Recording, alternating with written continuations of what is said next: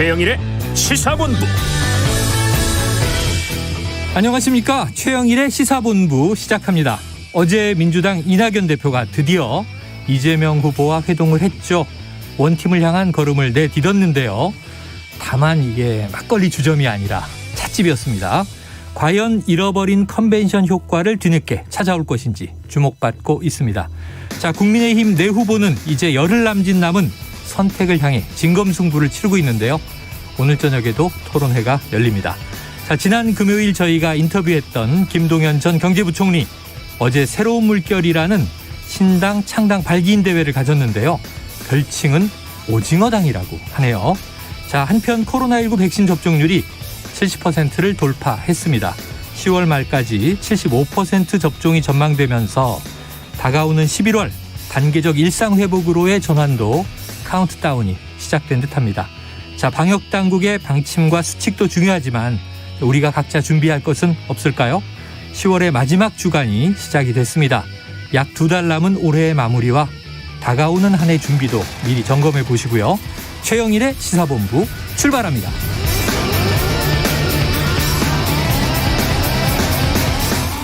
네, 1부에서는 오늘의 핵심 뉴스를 한입에 정리해드리는 한입뉴스 코너 기다리고 있고요. 2부 10분 인터뷰에서는요, 김재원 국민의힘 최고위원을 연결해서 이야기 나눠봅니다.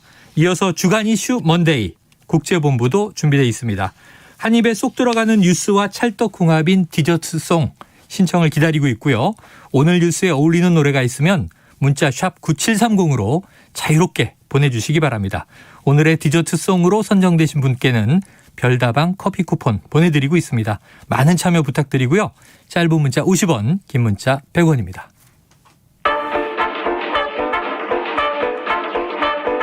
최영일의 시사본부 한입뉴스. 네, 오늘의 핵심 뉴스 한입에 정리해드립니다. 한입뉴스. 자, 박정호 오마이뉴스 기자, 김준일 뉴스톱 대표 나오셨습니다. 어서 오세요. 안녕하세요. 안녕하십니까? 자, 여기에 도착하자마자 당혹한 일이 벌어졌습니다. 제 스마트폰이 먹통이 됐어요. 이 긴박한 상황에 속보를 전해야 되는데 폰이 먹통. 그래서 박 기자님한테 이게 어떻게 된 일이냐 그러니까 본인도 먹통이라고.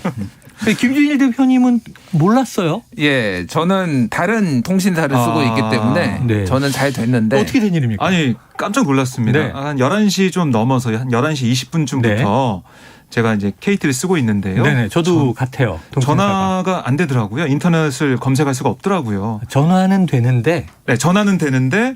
인터넷이 안 되죠. 그렇죠, 그렇죠. 근데 우리가 보통 전화했을 때 전화하는 것보다 인터넷 검색도 많이 하니까 좀 당황을 했습니다. 당황했죠. 저만 그런가 했더니 이게 전체적으로 다 그랬고요. 인터넷 서비스 장애에다가 통화 서비스도 일부 차질을 빚는 상황이 벌어졌고 지금 12시 정도 다 돼가지고 조금씩 돌아오고 있는 상황인데 KT의 입장을 들어보면 대규모 디도스 공격으로 네트워크 장애가 발생했다라고 설명을 했습니다. 그럼 이게 인위적인 공격이다 이거네요. 그렇습니다. 그러니까 사고가 아니라. 디도스가 이제 동시에 많은 접속을 유발해서 서버를 다운시키는 그런 공격이잖아요.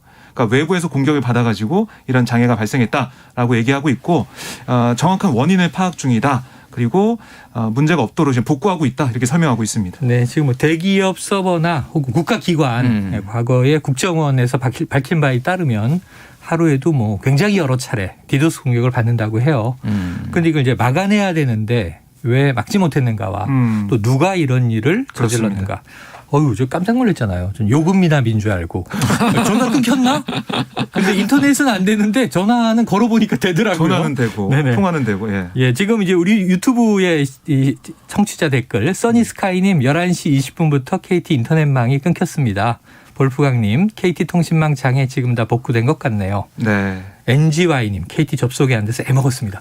이게 그러니까 뭔가 접속이 네트워크에 안 되면 그렇습니다. 나의 존재가 순간적으로 표현하는 느낌. 좀 묘하더라고요, 기분이. 이게 현대사회의 무서운 일이에요.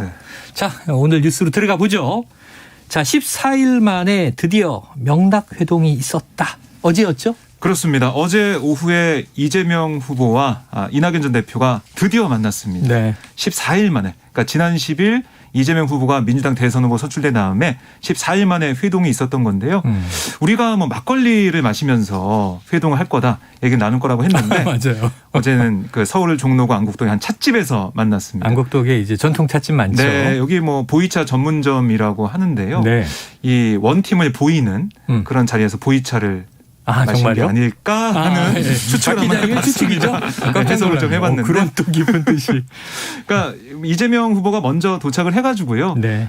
이전 대표를 마중했는데 두 사람이 약속이 난 것처럼 밝은 표정으로 악수도 하고 포옹을 나누면서 취재진 앞에서 포즈를 잡았어요.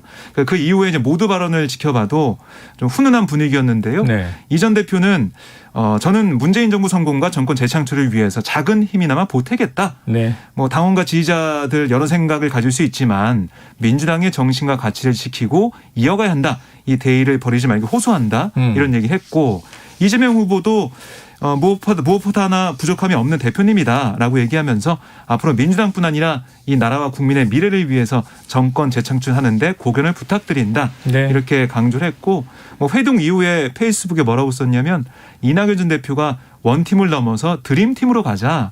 이런 얘기를 했다고 그래요. 여기도 공감을 했다고 강조했습니다. 이제 뭐 일단 오간 이야기는 훈훈했네요. 자, 네. 그러면은 우리 김 대표님. 네. 드디어 이게 한 2주 흘렀지만 원팀이 되면서 이 10월 10일에 얻지 못했던 컨벤션 효과 찾아올까요?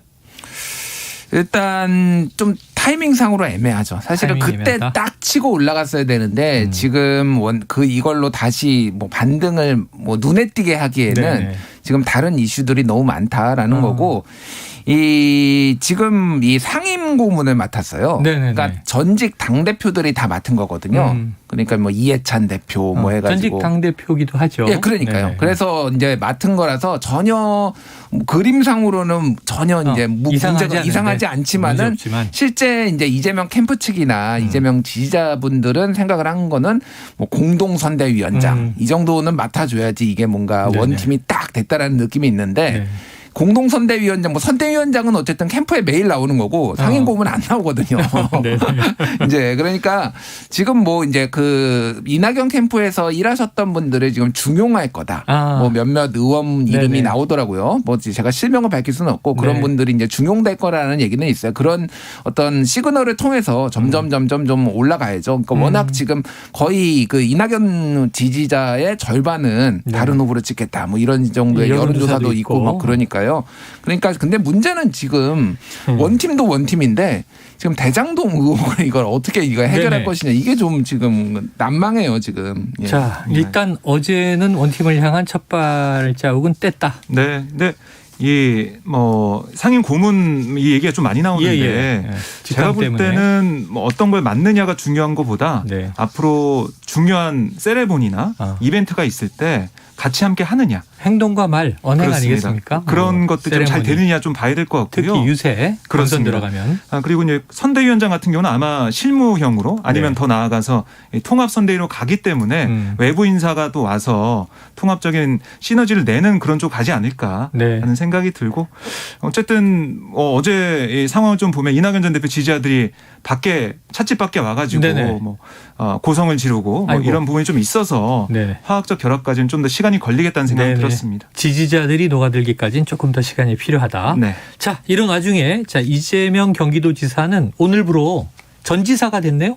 네, 그렇습니다. 사퇴가 된 겁니까? 오늘 이제 0시, 그러니까 내일 0시가 되면은 네. 이제 지사직에서 물러나게 된 건데요. 오늘까지 그렇습니다. 사정부터 지사직 사퇴. 네. 오늘 퇴임 기자회견을 아까 했죠. 11시에 했습니다. 네. 거기서 전 세계가 부러워하는 대한민국 만들겠다라고 강조를 했고 그러면서 경기도지사직을 끝까지 수행하지 못하는 것에 대한 뭐 죄송하고 아쉬운 마음 계속 밝히는 모습을 보였고요.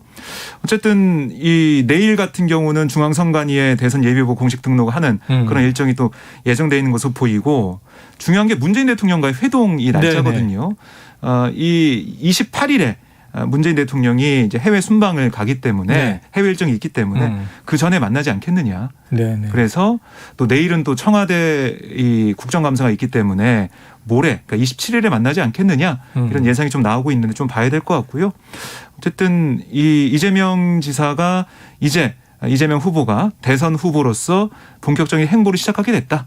그런 발걸음이 어제부터 이낙연 전 대표 회동부터 시작해서 네. 한 발짝 한 발짝 가고 있다라고 볼 수가 있겠습니다. 야, 어쨌든 뭐 숨가쁜 일정입니다. 네. 지난주는 국감 한 주를 보냈고 그리고 이제 일요일에 드디어 이제 이낙연 전 대표와 만남 그리고 오늘 경기도지사직 사퇴 네. 그리고 이제 그렇다면은 28일 이전에 문재인 대통령과 면담. 자, 문 대통령은 지금 이 G20 참석차 그렇습니다. 유럽으로 가서 아마 바티칸에서 이 교황도 만나는 것으로 돼 있죠. 네. 자, 그런데 그 와중에 지금 오늘 문재인 대통령은 국회 시정연설이 있었다고요? 네, 오늘 국회에서 시정연설을 했는데요. 네. 뭐 분위기 자체가 야당의 좀 어떻게 보면은 대장동 특검을 요구하는 그런 모습 때문에 네. 약간 좀 소란스러운 그런 느낌이 좀 있었습니다. 본회의장에서도 본회의장 안에서는 안 그랬고요. 네. 본회의장 밖에서, 밖에서. 이 민주당 의원들이 입장하고 이럴 때 이 특검하라 그 피켓을 들면서 구호를 외치는 모습 이런 걸 좀 네. 볼 수 있었고 본회의장 안에서도 국민의힘 의원들 계속 피켓을 들고 앉아 있었습니다. 특검 얘기를 계속 했지만 대장동 특검 관련된 거는 이재명 후보에 대한 거기 때문에 뭐 지난해처럼 막 거기서 구호를 외치거나 그런 모습은 없었지만 또 여야 간의 그 긴장된 뭐 경색된 분위기 이거 좀 느낄 수 있는 상황이었고요. 네. 문재인 대통령은 오늘 시정연설에서 위기 극복 또 일상 회복 이걸 강조하는 모습을 볼 수 있었고 뭐 한반도 평화 프로세스나 여기에 대한 비전도 강조를 했습니다. 네. 자, 임기 중 마지막 시정연설이에요. 네. 6번째이면서. 그렇습니다. 그래서 내년도 재정 강화를 얘기했고 내년도 예산이 이번 정부의 마지막 예산이자 새로운 정부의 첫 예산이다. 이렇게 또 강조하기도 했습니다. 한번 뭐 그 내용은 예산 국회에서 또 꼼꼼하게 뜯어봐야 될 텐데 자 지금 또 이슈가 계속 이어지고 있는 게 대장동 의혹 불씨는 꺼지지 않았다. 이런 얘기가 보도에 나오는 것이 지금 이재명 전 지사, 내일부터 전 지사군요. 이재명 후보의 이름이 계속 언급되고 있다. 김 대표님 이거 어떤 얘기입니까? 그러니까 지금 검찰에서 수사를 하고 있는 게 그 네. 사자 4명 핵심 4인방에 대한 네. 대질 신문들이 한 명 유동규 전 본부장만 구속돼 있고 그렇죠. 김만배, 예. 남욱, 예. 정영학 예. 이렇게죠. 그렇게 있는데 그 중에서 이제 또 곁가지라고 해야 되나 이제 참고인 조사로 여러 이제 참고인들의 소환 조사를 받고 네네. 있어요. 거기에서 이제 황무성 성남도시개발공사 전 사장이죠. 네. 예, 이분이 이제 중도 사퇴를 했거든요. 중간에서. 근데 그거가 이제 유동규 씨의 압박으로 인했다라는 거는 이미 어느 정도 알려져 있었는데 녹취록이 이제 공개가 됐어요. 네. 그 녹취록이 언제였냐면은 2015년 2월 6일 오후 3시 10분쯤이거든요. 네. 이날이 무슨 날이냐면은 2월 13일에 이 사업이 대장동 사업이 공모가 뜹니다. 정확하게 일주일 전이에요. 네네. 2월 6일 날 또 무슨 일이 있었냐면은 김만배 씨가 화천대유를 설립합니다. 자산관리 회사. 예. 그러니까 지금 급조했다라는 일이 있잖아요. 근데 여기에서 만들어지자마자 컨소시엄에 예. 들어왔으니까. 성남도시개발공사의 개발사업본부장이 유모 씨예요. 이 사람도 유모 씨인데 다른. 유 씨가 기획본부장은 유동규고 네. 여기에는 유투라고 불렸다고 합니다. 그래서 유투. 예. 경찰기인가요? 유원 유투. 네. 그래서 유투가 와가지고 자기 직장 상사죠. 사장한테 사퇴해라. 이렇게 얘기를 한 거예요. 당시 황 사장에게. 황 사장한테 사퇴해라. 그래서 이게 누구 뜻이냐. 나는 이재명 시장한테는 직접 사표를 내도 지금 이렇게 하면 못 내겠다라고 하니까 이거 지금 유동규와 정 실장이라는 이름이 계속 나와요. 이게 정 실장의 뜻이냐라고 하니까 그렇다라는 네네. 얘기가 그래서 40분 동안 얘기를 하면서 14번 사퇴서를 사직서 쓰라고 하고 네네. 유동규 이름이 12번 정 실장이 8번 등장한다고 합니다. 그러니까 여기에서 정 실장은 이제 정진상 전 정책실장으로 이제 의미하는 것으로 추정이 된다. 추정이 되죠. 네. 추정이 되고 있고 국회에서도 계속 나왔죠. 그리고 황무성 사장은 정 실장이 그 정 실장이 맞다. 내가 언급한 게 그렇게 네네. 얘기를 했어요. 본인이. 그러니까 이제 뭐 이재명 지사가 소위 말해서 측근으로 인정한 거의 몇 안 되는 사람이에요. 네네. 본인이 인정한. 그러니까 이거라면 이재명 지사가 그 당시에 성남시장이 내보내려고 한 거 아니냐. 시장의 뜻이 아니냐. 시장의 뜻이 아니냐. 이제 의심이 드는 거죠. 이제 뭐 정진상 실장 전 실장은 이제 전혀 아니다라고 얘기를 하는 상황인데 이런 것들이 이제 좀 안 좋은 이름이 계속 언급되는 것 자체가 상당히 안 좋은 거죠. 40분 회의를 하면서 사실은 어찌 보면 아까 말씀하신 유모 본부장은 성남도시개발공사의 직제에 따르면 부하 직원이잖아요. 부하 직원이죠. 그런데 사장한테 40분 동안 뭐 10여 차례 나가라라고 얘기했으면 사퇴하라 얘기했으면 이게 무슨 문제인가 싶겠 싶긴 한데 그리고 유동규 전 본부장이 이제 사장 직무대행을 맡았던 거잖아요. 그렇죠. 사장 직무대행을 맡아서 사실상 이 사업을 좀 좌지우지했다라는 평가니까 내보내야 되는 좀 급박한 이유가 있었다. 이런 뭐 이렇게 봐야 되는 거죠. 이재명 당시 시장이 언급된 것은 아니지만 또 이제 측근, 뭐 최측근 이렇게 분류되는 정 실장이 이제 언급이 됐습니다. 네, 뭐 정 전 실장 얘기를 들어보면 대표 사퇴 문제를 본부장과 상의한다는 게 말이 안 된다. 뭐 이런 반박을 또 하고 있고요. 유 씨와 뭐 대표 사퇴 문제 상의한 적이 없다라고 입장을 내놓고 있습니다. 부인하는 입장이군요. 네, 그러니까 뭐 중요한 선거 공약이나 정책을 챙기는 게 주요 업무인데 산하기관 일에 일일이 개입할 여력도 없고 그렇게 일 처리하지 않았다라고 주장을 하고 있습니다. 야, 이제 뭐 저 유동규 전 본부장 외에 또 다른 유 본부장 U2 얘기를 하셨는데 예. 지금 정진상 전 정책실장이 등장을 했고 네. 지금 또 정민용이라는 이 이름이 등장했어요. 예. 대장동 개발 공모지침서를 들고 시장실을 방문했다는 검찰 진술이 확보됐다 이런 내용인데. 그러니까 정민용이 누구냐면은 네네. 남욱의 후배예요. 남욱 변호사의. 남욱 변호사의 후배. 그럼 후배인데. 민간 쪽에 있는 거죠? 그런데 공사 쪽이 아니라? 정민용 변호사도 변호사인데 그 성남 도시개발공사에 남욱의 추천으로 들어가가지고 팀장을 맡았습니다. 그래서 팀장? 전략투자팀장을 맡았는데 네. 사실상 이거를 다 기획을 했다. 유동규 밑에서 라는 평가를 받고 있어요. 그리고 심사위원으로 들어갔어요. 그때 당시에 2월 13일 공모했을 때. 근데 여기에서 이재명 지사한테 이 사업 내용에 대해서 보고를 했다라는 거를 검찰에서 진술했다라는 것이 알려졌다라고 이제 보도가 난 거예요, 어저께. 그러니까 이제 그 보고 내용이 어디까지 보고를 한 것이냐, 이재명 지사한테 직접. 근데 이제 이재명 지사는 당시 성남시장은 이 공모 지침서 단계에서는 직접 보고받은 게 없다라는 걸로 이제 국감에서 얘기를 했으니까 이거는 내용을 놓고 이제 뭐 공방이 오갈 것이고 뭐 국민의힘에서는 모르겠는데 지금 뭐 위증 혐의로 고발까지 할 지금 뭐 그런 계획도 있거든요. 국회에서 거짓말했다. 예. 뭐 그런 것도 이제 정쟁이 될 가능성이 있는 거죠. 자, 대장동 불신 꺼지지 않고요. 등장하는 이름은 점점 많아지고 있어요. 개보도를 그려야 됩니다. 개보도. 저희가 나중에 영화로 만들면 블록버스터하고 엄청난 배우들이 동원돼야 되겠다. 이런 생각이 들어서 이제는 막 그 갈래를 핵심 4인방 외에도 이 주요 인물들이 점점 많아지고 있습니다. 자, 그래요. 자, 야권 이야기로 한번 넘어가 보겠습니다. 지금 이제 윤석열 후보 전두환 일부 옹호 발언 논란 거기에 이어진 게 사과했다 싶었는데 SNS에 자, 이 사과는 개에게나 주는 것인가 하는 논란이 또 불거졌었잖아요. 이 후폭풍이 지금 주말 내내 꺼지지 않고 있어요.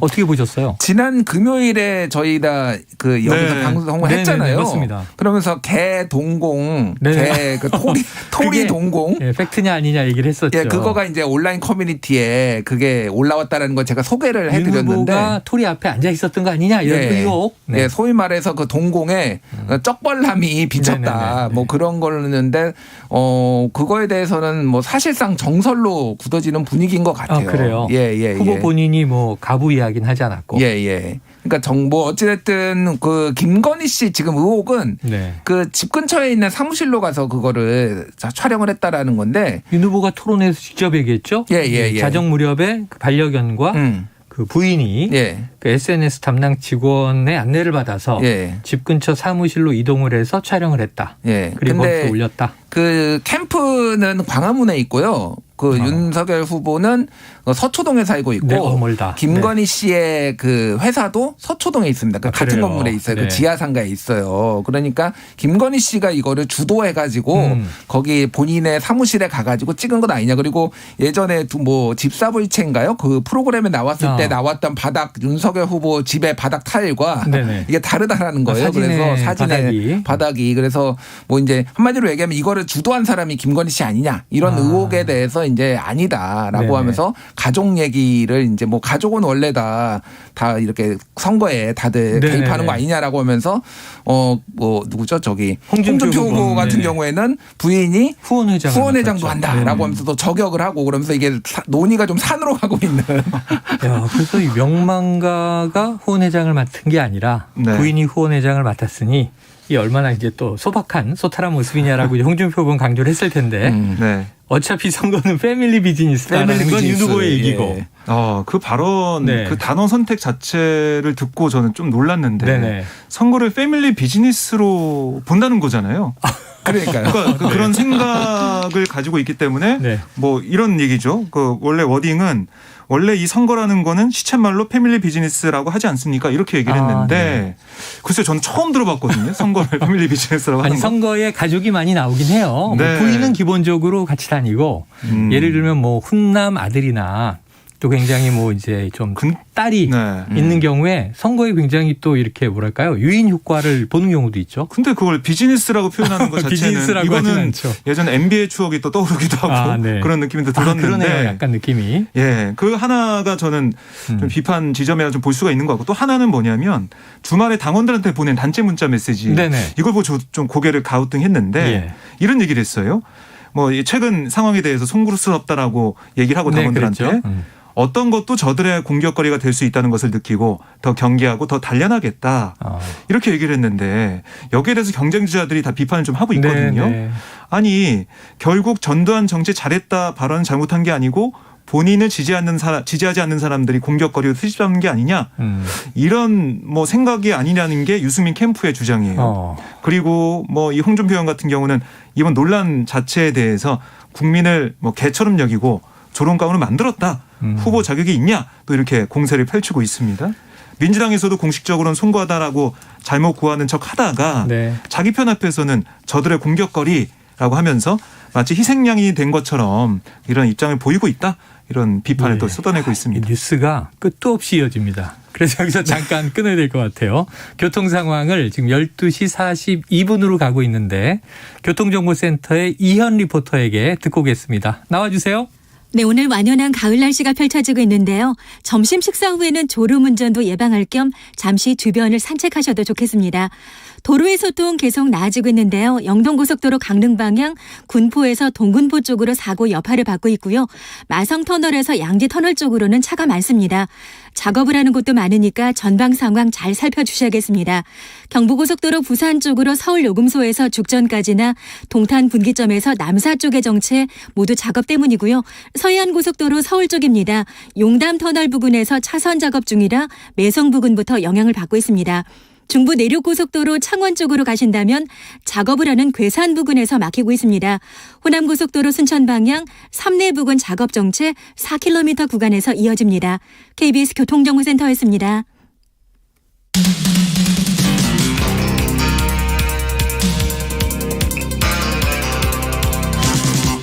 최영일의 시사본부. 네, 자 윤석열 후보의 지금 뭐 이제 개사과 SNS 논란 이야기를 한번 정리를 했고, 자 오늘 저녁에 또 충청권 토론회가 있어요. TV 토론회가 있죠. 그러니까 아마 또 4명의 후보들 이 이야기를 소재로 각축을 벌일 텐데 지켜보기로 하고, 그런데 그나마 이제 조금은 원만한 후보. 원희룡 후보가 유승민 후보나 홍준표 후보는 어쨌든 이제 윤석열 후보와 각을 세우지만 좀 두루두루 칭찬하면서 나는 여권만 깐다.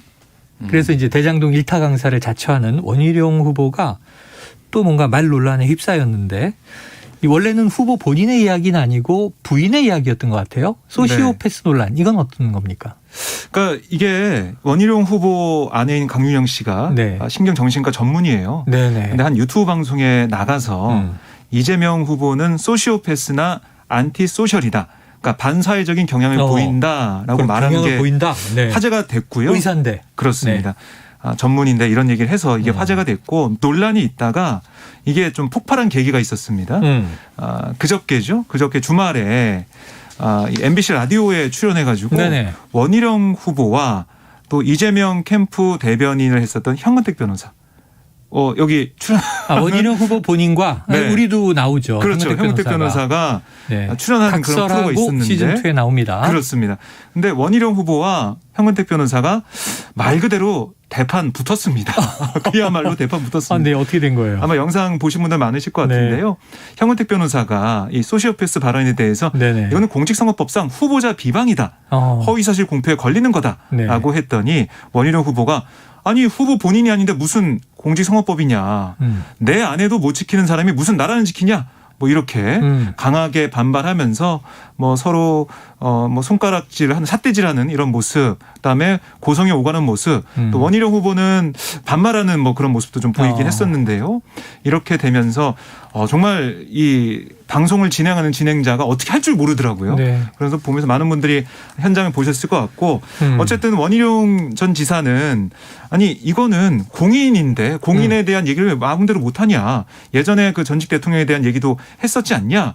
꼭 이거 진찰해보고 얘기해야 되는 거냐라고 얘기를 하고 있고 민주당 쪽에서는 아니다. 전문이라면은 이 만약에 진찰을 했다면 환자에 대해서 얘기하는 것도 잘못이지만 진찰도 안 하고 면담도 안 한 그런 상황에서 이런 얘기를 한 것 자체 이거는 문제가 있다라는 비판을 하고 있는 상황입니다. 자, 이게 어쨌든 이제 자신의 남편도 대선 주자인데 야권의 여권 후보에게 이제 소시오패스라는 말이 워낙 세잖아요. 네. 사이코패스, 소시오패스 이건 굉장히 연쇄살인범에게나 쓰는 이제 이야기라 굉장히 좀 강하게 느껴지는데 어쨌든 그 원 후보의 아내 강윤영 씨가 정신과 의사다. 이것도 좀 문제가 될 것 같은데 김 대표님 어떻게 이건 이게 뭐 보십니까? 유사한 사례로 정치인은 아니지만 연예인에 대해서 네. 이를테면은 직접 뭐 이제 진찰을 하지 않고 그런 식의 비슷한 유사한 말을 했다가 진찰을 하지 않고 소견을 얘기했다가 방송에서 예 이제 뭐 정신과 협회 이런 데에서 좀 징계를 한 적이 있어요. 네. 그러다 보니까 이거는 좀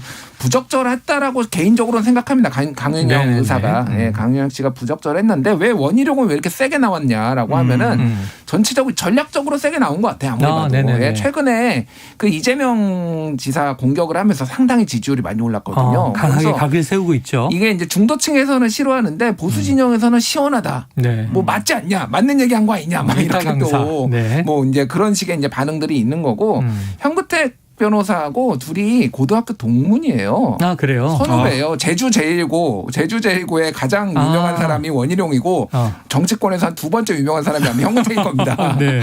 그래서 최근에는 오늘 아침에 제가 만났거든요. 현근택 변호사를. 네, 동문에서 난리가 났답니다. 그동안 약간 좀 그냥 평범하게 대했는데 이번 주부터 좀 특별 대우를 해드려야 되나? 그러니까 네. 어쨌든 현근택 변호사도 사실은 본인이 좀 이게 캠프 내에서는 좀 이게 워낙 민감한 문제니까 좀 세게 나왔는데 원 후보가 물러나질 않으면서 이게 불똥에 팍 튀었다. 네. 뭐 먼저 자리를 떠나기도 하고 그랬는데 자 아까 말씀하신 대로 부적절하다라고 했는데 여기 관해서 지금 뭐 의사 집단에서도 이야기가 나온 게 있죠. 뭐 얘기가 나왔다고 하다가 또 원희룡 후보 쪽에서는 아니다라고 부인하고 있고 해서 이거 좀 상황을 좀 봐야 될 것 같아요. 정확한 봐야 돼요. 입장 표명이 나오는지 공식 입장이 나오는지 공식적인 것인지 아닌지. 네, 좀 봐야 될 것 같습니다. 항의는 했다. 매일신문 유튜브였거든요. 그 유튜브를 촬영한 쪽에 항의를 했다라는 얘기는 뭐 이제 나오는데 그래요. 그게 뭐 이제 구두 경고를 했는지 여부는 좀 확인해봐야 될 것 같습니다. 이제 그 아내분인 이제 강 의사 본인에게 구두 경고를 했다 이런 보도들이 일부 있어서 확인되지 않았네요. 네, 아직 확인은 되지 않았습니다. 공식적인 입장은 확인을 해봐야 될 것 같습니다. 네. 자, 이 지난주 금요일에 김동연 전 경제부총리가 이 자리에 와서 한 15분 인터뷰를 하고 하셨는데 뭐 재밌는 얘기가 많았어요. 어쨌든 제일 중요한 건 정권 교체가 뭐가 중요하냐. 정치 세력을 싹 바꿔야 한다. 그래야 국민들의 삶이 나아진다. 이런 얘기도 했고 지금 이제 신당을 창당하겠다라고 했는데 어제 창당 발기인 대회가 있었던 거죠? 그렇습니다. 뭐 정권 교체를 뛰어넘는 정치 교체를 하겠다라고 포부를 밝혔는데요. 지금 양당 구조로는 대한민국의 20년 넘게 가진 구조적 문제 해결을 못한다. 이 얘기를 거듭 얘기를 했습니다. 그래서 구체적으로 몇 가지만 보면 청년들에게 도전할 기회를 제공하는 뭐 청년 투자 국가, 규제 개혁을 통한 일거리 정부, 또 부동산, 교육, 지역 이런 격차 해소 등의 비전을 제시했어요. 뭐 이런 것들이 어떻게 실현되는지 좀 봐야겠지만 저는 눈에 들어왔던 게 당 이름, 새로운 물결 이것도 그렇고 경합했던 당명도 좀 눈에 들어왔는데 이 자리에서 인터뷰할 때 얘기하셨는데 정말 진지하게 많은 의견이 오징어당을 원해서 지금 한국 정치판이 오징어 게임하고 똑같지 않느냐 이런 비판의 목소리였다는 거죠. 그러니까 이게 저는 그냥 새로운 물결 말고 오징어당으로 했으면 어땠을까. 그랬으면 분명히 국내뿐만 아니라 해외에서까지 화제가 되면서 국제적인 관심을 끌지 않았을까 하는 생각이 들어요. 창당 발기인 대회를 다 초록색 운동복을 입고 해야 되는 거 아니에요? 그런 퍼포먼스도 했을 수도 있고 어쨌든 그만큼 좀 제가 볼 때는 이런 좋은 취지라고도 볼 수 있고 뭐 어떻게 보면은 여야 양당이 네. 송영길 대표나 이준석 대표나 참여해가지고 러브콜을 보냈잖아요, 사실상. 그렇죠, 그렇죠. 손을 잡기 위해서 노력하고 있는데 여야 모두 그렇습니다. 뭔가 사람들의 또 대중들의 관심을 끌고 인지도를 높일 수 있는 건 방법 이거 좀 찾아야겠다. 그런 측면에서 저는 새로운 물결보다 오징어당 이게 좋았겠다는 말씀을 드렸는데 어쨌든 김동연 전 부총리가 대권 출마를 선언한 상황에서 중요한 건 인지도를 어떻게 높이냐거든요. 그렇죠. 이런 부분 좀 고민을 해봤으면 좋겠습니다. 아직 확정된 건 아니니까 새로운 물결 속을 헤엄치는 오징어다. 너무 긴가? 그게 딱 해놓은 다음에 합치면. 줄여서 새로운 물결 네. 이렇게 하면 되죠. 물결. 어제 저는 사진을 유심히 봤어요. 네네. 가운데 김동연이 있고 네. 그 옆에 김종인이 있고 그 옆에 송영길이 있었고요. 네네네. 이쪽에는 이준석과 조정훈 시대전환 그러니까 대표. 이제 지금 현재 예. 정당의 대표들이 다 축하해주러 간 다 거죠. 왔다. 신당 창당이니까. 최지근거리에서 각 정당들이 대표들이 섰다라는 거 이거는 여기에 김동연 부총리한테 얼마나 관심이 많은지가 네네네. 하나고 또 하나는 안철수 대표가 없어요. 일정이 네. 있어서 못 왔다라고 해명은 했는데 묘하네요. 예, 안철수 대표도 곧 이제 출마 선언한다라고 하니까 이게 그러면 제3지대의 경쟁자잖아요. 네. 어떻게 뭐 만나서 단일화 하실지 그건 모르겠으나 묘하게 그런 그림들이 딱 보이더라. 야, 역시 정치 셜록 김준일 네. 대표라 사진 한 장을 놓고 사진으로. 그런 해석을 해내는군요. 네, 지금 어떻게 이 의견에 박 네. 기자님도 대략 동의가 되십니까? 네, 그럼 안철수 대표가 사실은 대선 출마를 선언할 거다. 이거는 결심했다 이런 얘기가 네, 나오고 결심했고 뭐 국회에 있는 기자들도 뭐 이번 주 일요일에 하지 않겠냐 이런 얘기 좀 하고 있어요. 보통 안철수 대표가 중요한 선언, 중요한 일정을 꼭 일요일에 잡거든요. 네. 그래서 이번 주 일요일 31일 출마 선언할 가능성이 크다라고 볼 수가 있겠고요. 제일 중요한 건 완주할 건지 네. 아니면 또 누구 손을 잡고 중도 사퇴할 건지 네. 이게 좀 중요해 보이는데 지켜봐야겠습니다. 아유, 그러면 두 분이 한번 자 완주한다, 단일화한다. 김 대표님.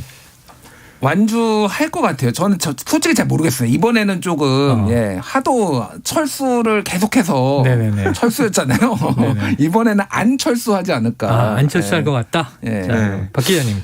저도 완주할 것 같은데요. 완주할 것 같다. 마라톤 할 때 보니까 완주를 계속 하시더라고요. 네네. 그래서 그 기세를 이어가서 완주하지는 않을까. 그런데 바로 생각드는데. 지난 이제 4월에 네. 서울시장 재보선 때 말이죠. 결국 단일화를 했는데 힘겹게 굉장히 또 그때는 이제 힘이 되는 단일화였어요. 그 대신 이제 대선은 포기했는데 어떻게 될지 지켜봐야 될 것 같습니다. 네. 자, 이 외에도 지금 뭐 코로나19 백신 접종률이 70%를 돌파했다. 이런 이제 뉴스도 있고, 그리고 오늘 지금 이제 단계적 일상 회복에 네. 초안이 나온다고 하죠. 그렇습니다. 네네. 그것도 이제 우리가 지켜봐야 될 것 같고요. 다룰 이슈가 너무나 많은데 뉴스가 주말 사이 쏟아졌네요. 일단 한입뉴스는 여기서 정리하겠습니다. 박정우 오마이뉴스 기자, 김준일 뉴스톱 대표 수고해 주셨습니다. 고맙습니다. 고맙습니다. 자, 디저트송 발표를 드릴게요. 1918님 디저트송으로 정광태 씨가 부른 독도는 우리 땅 신청합니다. 한입뉴스에는 없었지만 오늘이 독도의 날이라고 하네요. 맞습니다. 자, 노래 들으면서 다시 한번 독도의 소중함을 생각하는 하루가 되었으면 좋겠습니다. 자, 1918님께 커피 쿠폰 보내드리고요. 정광태 씨의 독도는 우리 땅 들으면서 1부 마무리하고 저는 2부로 돌아옵니다. 그 누가 아무리 자기네 땅이라고 우겨도 독도는 우리 땅. 경상북도 울릉군 남면도동 1번지 동경 132 북위 37 평균기온 12도 강수량은 1300 독도는 우리 땅. 오징어 꼴뚜기 대구 명태 거북이 연어알 물새알 해녀 대합실 17만 평방미터 우물 하나 분하고 독도는 우리 땅.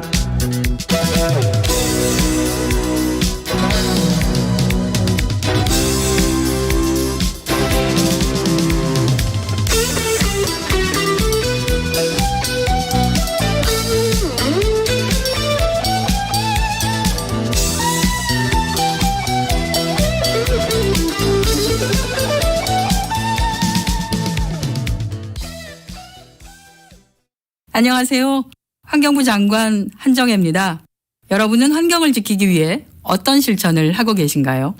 안녕하세요. 먹방 크리에이터 혜인입니다.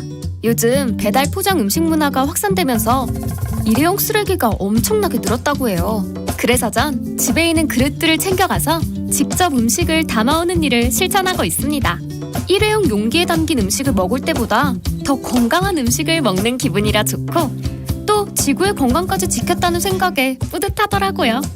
여러분의 작은 관심과 참여로 더 나은 환경을 만들어갑니다. 이 캠페인은 환경부와 함께합니다.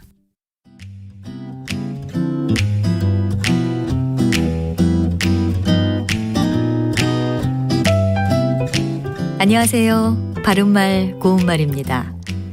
가재는 개편이라는 우리말 속담은 모양이나 형편이 서로 비슷하고 인연이 있는 것끼리 서로 잘 어울리고 사정을 보아주며 감싸주기 쉬움을 비유적으로 이르는 말입니다.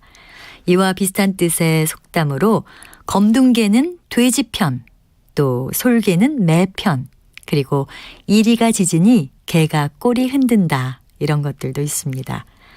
가재, 개, 새우 모두 갑각류에 속하죠. 가재는 개와 새우의 중간 모양이라고 할 수 있습니다. 흔히 개처럼 옆으로 걷는 걸음을 개걸음 또는 개발걸음이라고 하는데요. 그럼 가재걸음은 어떤 걸음을 말하는 걸까요? 원래 가재는 뒷걸음질을 잘한다고 해서 뒷걸음질하는 걸음을 가재걸음이라고 합니다. 호통 소리에 놀란 꼬마는 가재걸음으로 방을 나와버렸다 같이 말할 수 있습니다. 그리고 가재걸음이 비유적으로 쓰이면 일이 매우 더디고 앞으로 나아가지 못하는 것을 뜻하기도 합니다. 예를 들어 그가 하는 일은 진척이 없이 늘 가재걸음이다 이렇게 말할 수 있습니다. 관용구 가재를 치다는 가재가 뒷걸음질을 잘 친다는 뜻으로 샀던 물건을 도로 무르는 것을 비유적으로 이르는 말입니다. 참고로 새우 걸음이라는 말은 없지만 봉산탈춤 따위에서 오른팔을 들어 오른쪽으로 돌아가고 왼팔을 들어 왼쪽으로 돌아가는 걸음걸이 춤사위를 새우 걸음 사위라고 합니다. 바른말 고운말 아나운서 변희영이었습니다.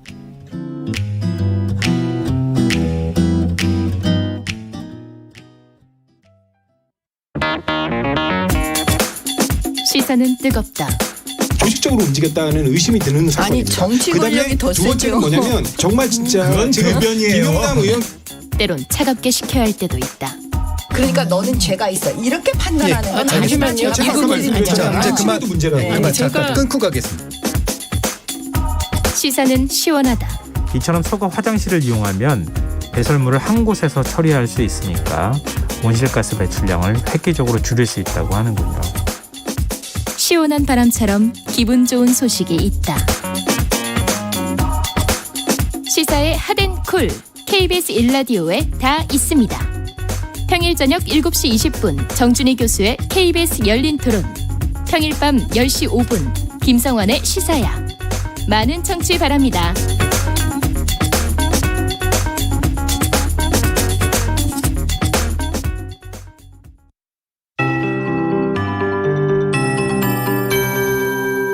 KBS 58분 날씨. 전국에 청명한 가을 하늘이 펼쳐져 있습니다. 오늘 독도의 날이어서 독도의 하늘도 살펴보면 독도는 지금 구름이 조금 많이 껴 있고요. 기온은 16.8도를 보이고 있는데 오늘 18도까지 오를 전망입니다. 서울의 낮 기온도 18도가 예상되고요. 강릉과 대전 19도, 대구와 광주, 제주 20도, 부산 22도 등으로 전국이 20도 안팎까지 올라서 낮 동안은 따뜻하겠습니다. 하지만 밤이 되면 기온이 빠르게 떨어져 쌀쌀해지겠습니다. 일교차가 10도에서 크게는 15도 이상 벌어지는 곳도 있어 건강관리에 주의를 하셔야겠습니다. 오늘 전국이 대체로 맑겠고요. 미세먼지 농도는 보통에서 좋음 단계를 유지하겠습니다. 한편 내일 새벽부터 아침 사이에 내륙을 중심으로 오늘처럼 안개가 짙게 끼는 곳이 많겠습니다. 곳에 따라 가시거리가 200m 미만으로 무척 짧을 전망이어서 교통안전에 주의를 하셔야겠습니다. 내일은 하늘에 구름이 많이 끼겠고 아침 기온이 대구 6도, 서울 8도 등으로 오늘과 비슷하겠지만 일부 내륙과 산지는 0도 안팎까지 떨어지면서 서리가 내리거나 물이 오는 곳이 있겠습니다. 농작물 냉해 피해가 없도록 대비를 잘 하셔야겠고요. 내일 낮 기온은 오늘만큼 오르겠습니다. 현재 서울의 기온은 16.5도입니다. 송소진입니다.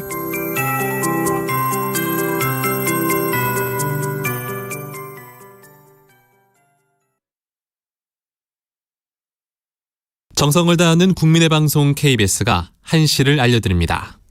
AM 711kHz, FM 97.3MHz, KBS 1라디오입니다. HLKA.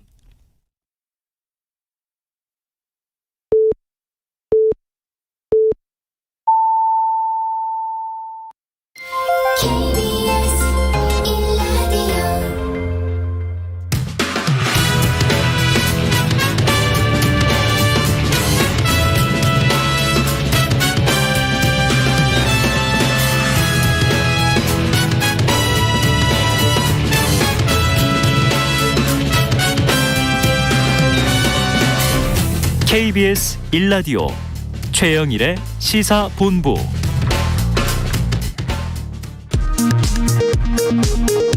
이 시각 라디오 정보센터 뉴스입니다.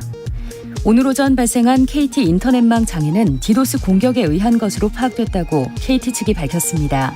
하지만 디도스 공격 주체를 비롯해 정확한 피해 규모는 아직 확인되지 않고 있습니다. 화천대유의 고문을 맡아 억대 보수를 받은 권순일 전 대법관이 연세대학교 법학전문대학원 석좌 교수 자리에서 물러납니다. 연세대는 다음 달 30일까지인 권 전 대법관의 임용 기간이 만료되면 재임용하지 않기로 했다고 밝혔습니다. 정의당 배진교 원내대표는 오늘 대표단 회의에서 군내 성폭력과 가혹행위를 모른 척하는 국방부 장관에 대한 해임은 군 인권 개선을 위한 최소한의 조치라며 서우 국방부 장관에 대한 해임 건의안을 발의하겠다고 말했습니다. 서울경찰청은 오늘 정례브리핑을 열고 샘물병에 든 물을 마신 뒤 직원 2명이 쓰러진 사건과 관련해 용의자의 휴대전화와 노트북을 확인한 결과 관련 독성물질은 모두 인터넷 구매한 것으로 확인됐다고 밝혔습니다. 지금까지 라디오 정보센터 조진주였습니다.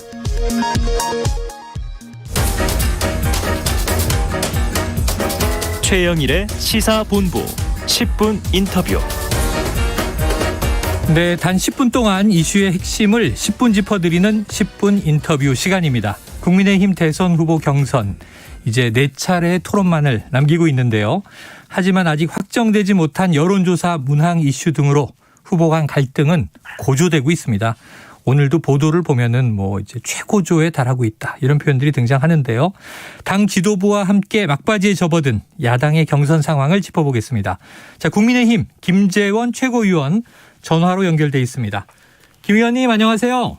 네, 안녕하세요. 자, 먼저 이 질문 먼저 드리죠. 오늘 오전에 문재인 대통령이 임기 마지막 시정연설에 나서서 마지막까지 위기 극복에 전념해 완전한 일상 회복과 경제 회복을 이루는 데 최선을 다하겠다, 이런 메시지를 냈어요. 혹시 이제 야당의 최고위원으로서, 지도부로서 어떻게 들으셨습니까?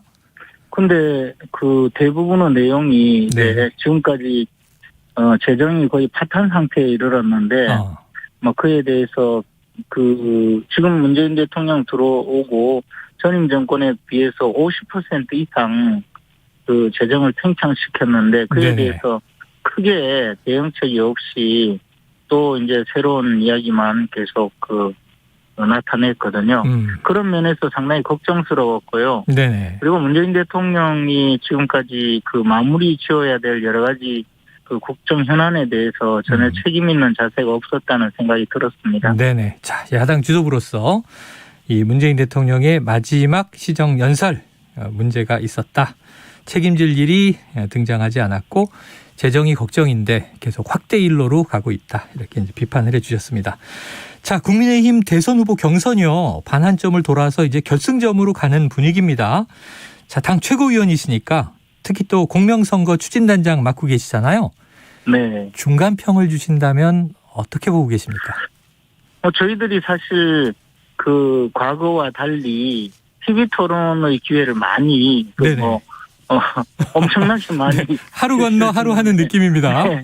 사실 그렇게 했을 때 유권자 여러분들께 또 국민 여러분들께 우리 당의 대선 후보들의 장점이라든가 정견을 제대로 알리는 그런 기회를 삼고자 한 것이고 네. 한편으로는 또 대선 후보들의 경쟁력을 좀 높이기 위한 그런 방침이었는데 실질적으로 TV 토론이 그렇게 진행이 된 것인지 오히려 후보들의 흠만 좀 드러내는 네. 그런 좀 나쁜 영향을 미쳤는지 네. 그런 면에서 약간은 좀 아쉬움이 있고요. 그렇지만 뭐 그렇게 하더라도 우리가 어차피 이제 본선에서 또 그 겪어야 될 많은 뭐 검증 문제라 할까요? 또는 본인들의 그 장단점에 대한 솔직한 고백 같은 것을 국민들께 보여주는 그 점은 뭐 그나마 그 긍정적인 측면이 있지 않나 생각을 합니다. 네. 그런데 이제 좀 남은 그 경선 그 TV 토론이라면 그 정도라도 좀 정견을 좀 제대로 그 발표할 수 있고 또 공약이라든가 국민들이 걱정하고 있는 여러 가지 문제를 설명하고 이해를 구하는 그런 시간이라도 좀 됐으면 하는 바람입니다. 네. 자, 지금 그래서 말씀해 주신 장점과 단점이 있는데요. 네. 2시간이 좀 안 되는데 1시간 반 전후를 몰입해서 보면 정책 얘기도 꽤 나오는데 이 많은 유권자들이 이걸 다 보시지는 못한단 말이죠. 10번의 그렇죠. 장시간의 토론회를. 그러다 보니까 미디어에는 주로 쟁점이나 치열한 지점만 이제 뽑혀 올라옵니다. 네. 특히 이제 윤석열 후보가 앞서가니까 그런 면도 있겠습니다만 설화가 끊이지 않고 있는데 이 지난 주말까지 오늘도 이 또 개 사과 SNS 사진 논란이 정리가 잘 안 돼서 어제 윤 후보가 선거라는 것은 시쳇말로 패밀리 비즈니스라고 하지 않느냐 하는 요 대목도 좀 논란인데 혹시 어떻게 좀 보세요? 그런데 뭐 그런 정도까지 네. 일일이 다 지금 그 설명을 해야 되고 해명을 해야 될 필요는 없다고 생각하고요. 네. 뭐 그것보다 훨씬 좀 중요한 여러 가지 쟁점이 많았지 않습니까? 네. 그런 부분을 좀 잘 매듭 짓고 갔으면 하는 그런 생각으로 좀 바라보고 있습니다. 저희들이 사실 우리 당의 모든 후보들을 애지중지하면서 잘 보호하고 가야 되는데 네네.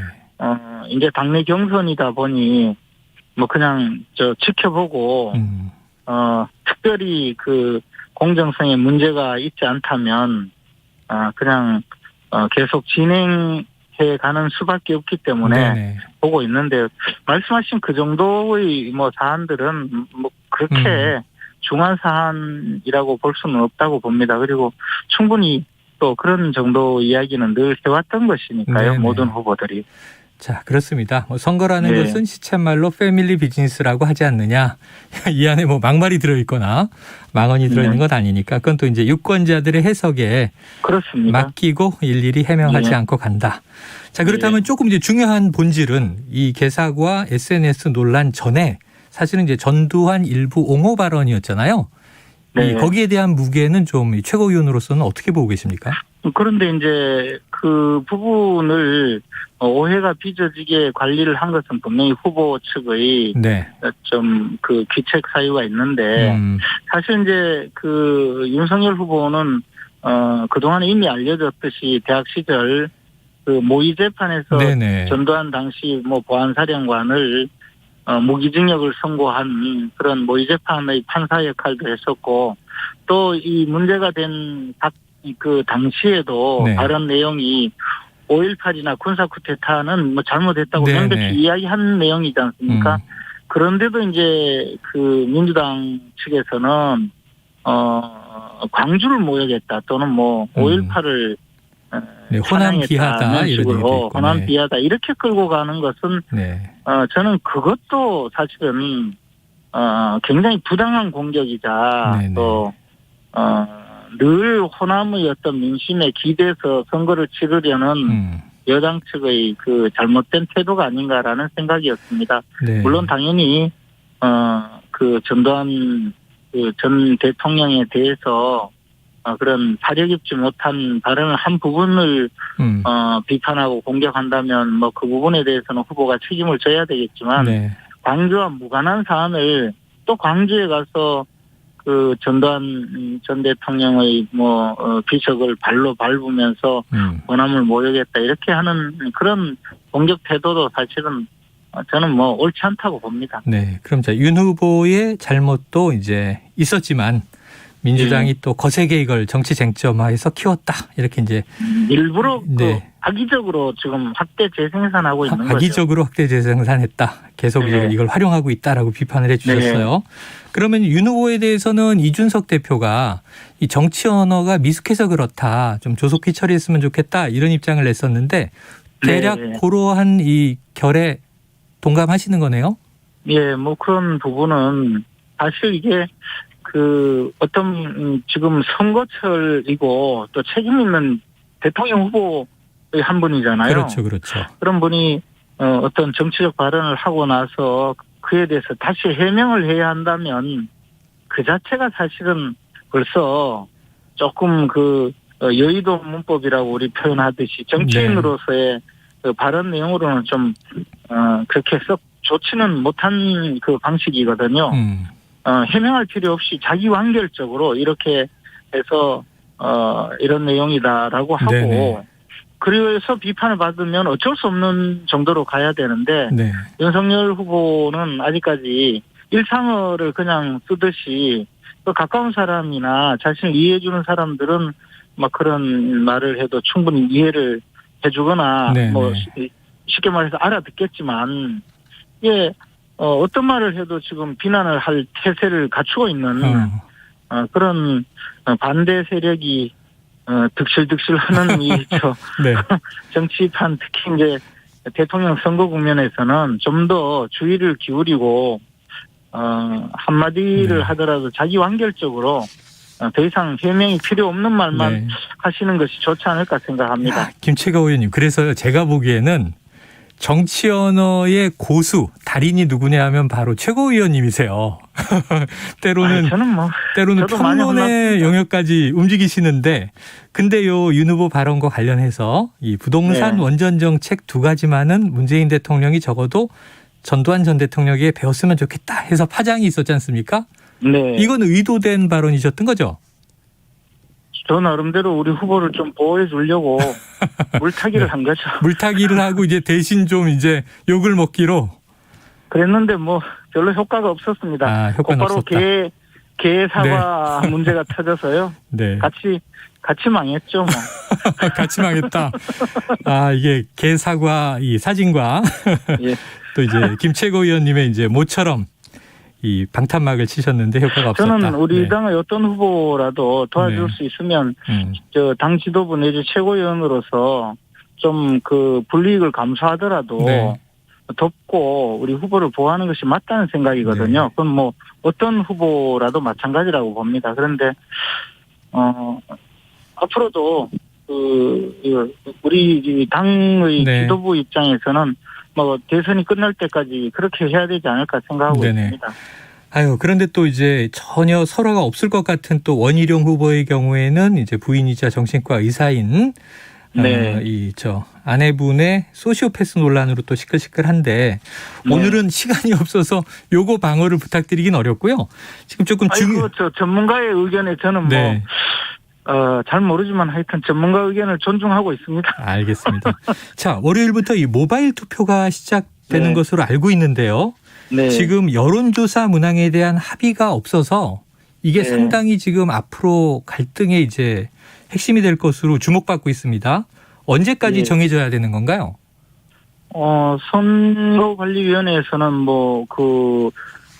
모바일 투표 또 여론조사 이 일정이 있기 때문에 역산해 보면 언제까지라고 26일이라는 이야기도 있었고 한데 그 시한을 정해놓고 아마 이미 후보자들의 의견은 다 들은 상태에서 내부적으로 결정을 하지 않을까 생각합니다. 우리 당 지도부나 최고회의에서도 선거관리위원회 결정에 전적으로 맡겨놓고 어떤 의견도 내지 않고 있는 상황입니다. 그런데 이제 후보 간에는 이견들이 있는 거죠. 이번 사안은 사실 지난번에 경쟁력을 평가하는 방식으로 하겠다라고 하면서 역선택 방지 문항을 넣지 않기로 결정하는 그 결정의 연장선이거든요. 그리고 그때 당시에 언론에 예시를 들어서 설명을 한 적이 있는데 지금은 아마 그런 것들 포함해서 원점에서 재검토하고 있는 것으로 알고 있습니다. 그래서 선거관리위원회에서 합리적인 결정을 내리고 그러면 그에 따라가지 않을까 생각을 하고 있습니다. 물론 후보들 사이에서 이 여론조사라는 것은 투표하고 달리 방식에 따라서 편차가 있기 때문에 사실 이게 어차피 부정확한 방식으로 경선을 하는 것이고 그런 과정에 이해관계가 충돌하기 때문에 엄청 갈등을 할 수밖에 없지만 그것을 조정하는 것도 또 선관위 역할이 아닌가 생각합니다. 알겠습니다. 자, 26일이면 내일인데 한번 지켜보고 또 이제 이 오늘 토론회 이후 상황에 따라서 또 고견을 여쭙도록 하겠습니다. 오늘 여기까지 듣죠. 고맙습니다. 고맙습니다. 예, 지금까지 국민의힘 김재원 최고위원과 이야기 나눴습니다. 최영일의 시사본부는 여러분과 함께합니다.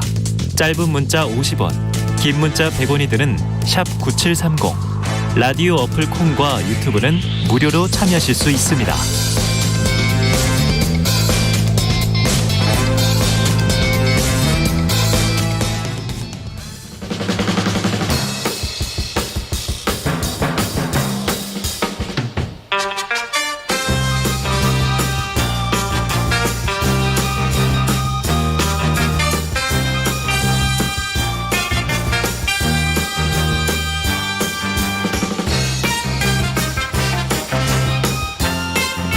네, 매주 월요일 주말 사이 뉴스들을 정리하고 주간 이슈를 미리 살펴보는 주간 이슈 먼데이 돌아왔습니다. 제가 제일 기다리는 시간이죠.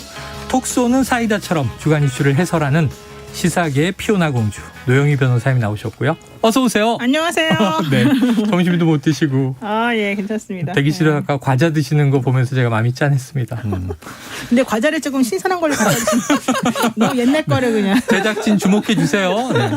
우리 청취자 본부장님들께는 매일매일 다양한 라면을 제공하고 있는데 우리 출연진을 위해서도 배려를 좀 해야 되겠네요. 네. 자, 시사 래퍼 랩진봉 성공회대 신문방송학과 최진봉 교수님 나오셨습니다. 네, 어서 오세요. 안녕하십니까. 반갑습니다. 지난주에 차 밀려가지고 주차장에서 네, 맞아요. 조금 늦으셔서 늦었습니다. 오늘 일찍 오셨는데 일찍 왔습니다. 마스크가 치러 나갔다 그러니까 오셔서 또 늦었습니다. 또 청취자분들이 일찍 오셨는데 지각한 걸로 오해하겠네요. 아니, 전혀 아닙니다. 제가 11시 좀 넘어서 차를 주차하고 계속 기다리고 있었습니다. 맞습니다.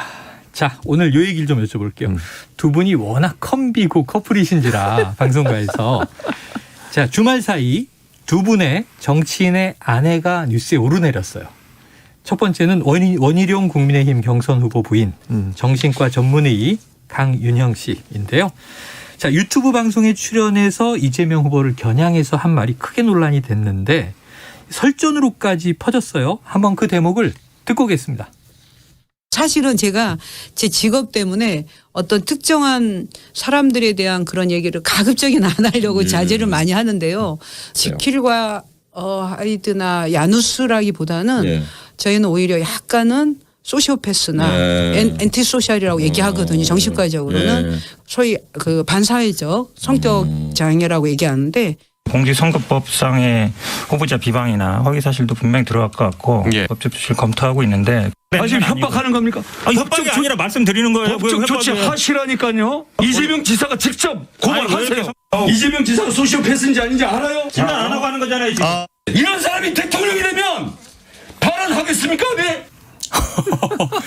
이게 알면서도 들어도 또 이게 막 쭈삣쭈삣하네요.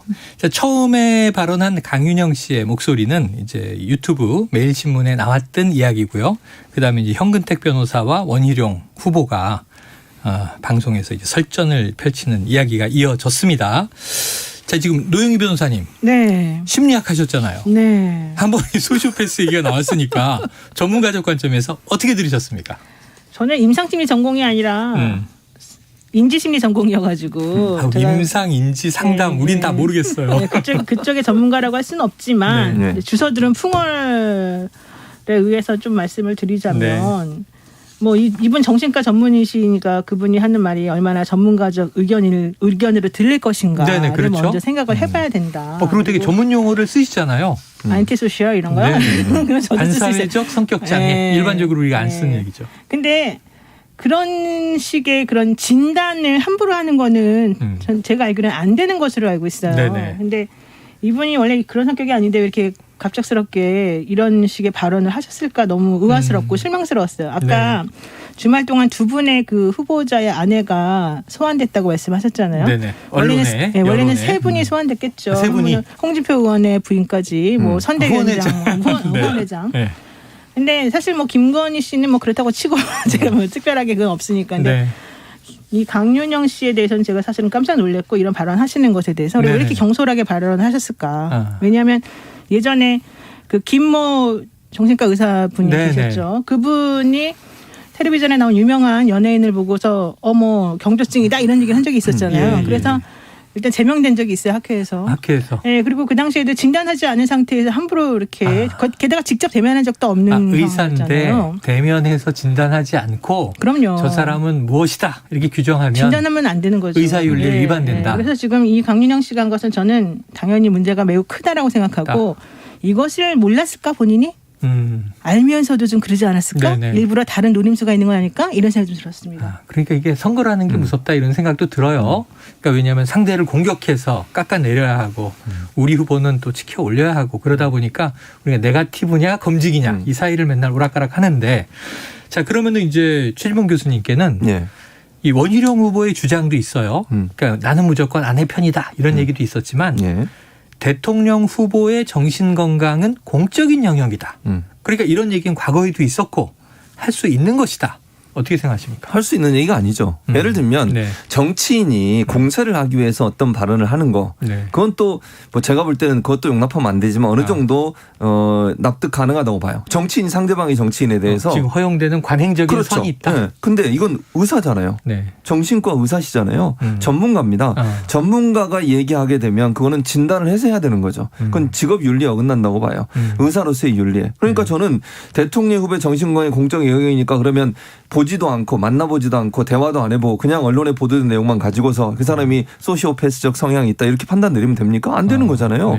그건 다른 영역이에요. 그러니까 원희룡 후보가 예를 들면 또는 뭐 후보들 간에 뭐 논쟁이 붙어서 어떤 후보에 대해서 뭐 이렇다. 뭐 그것도 저는 좋다고 보지 않지만 그거는 비전문가적 영역에서 정치적 공세라고 볼 수 있지만 전문가이고 정신과 의사인 분이 심리학 전공하신 분이 어떤 사람에 대해서 어떤 판정을 내리면요. 그건 사실은 본인의 전문 영역을 이용하고 활용했다고 볼 수 있는 거잖아요. 그것까지 용납되는 건 아니라고 저는 생각해요. 그리고 지금 대통령의 정신건강의 공적 영역이라고 했는데 그러면 실제로 그분의 정신건강을 직접 만나서 오랫동안 임상을 해보고 물어보고 진찰해보고 그리고 내려야 되는 거잖아요. 언론에 보도된 거 가지고 어떻게 알 수 있습니까? 사람이 예를 들면 언론에 나와서 하는 얘기 가지고 그 사람의 정신적인 걸 모두 다 분석해낼 수 있다. 그건 아니라고 봐요. 그러니까 저는 이번에 원희룡 후보가 이렇게 표현하신 것도 저는 잘못됐다고 저는 생각합니다. 부인이 그렇게 행동하신 부분에서 정말 일반적인 사회 통념상 또는 정신의학적 또는 심리학적 어떤 기준에 봤을 때 맞지 않으면 사과하는 게 맞지. 그걸 오히려 화를 내고 막 소리를 지르고 아까 우리가 들었잖아요.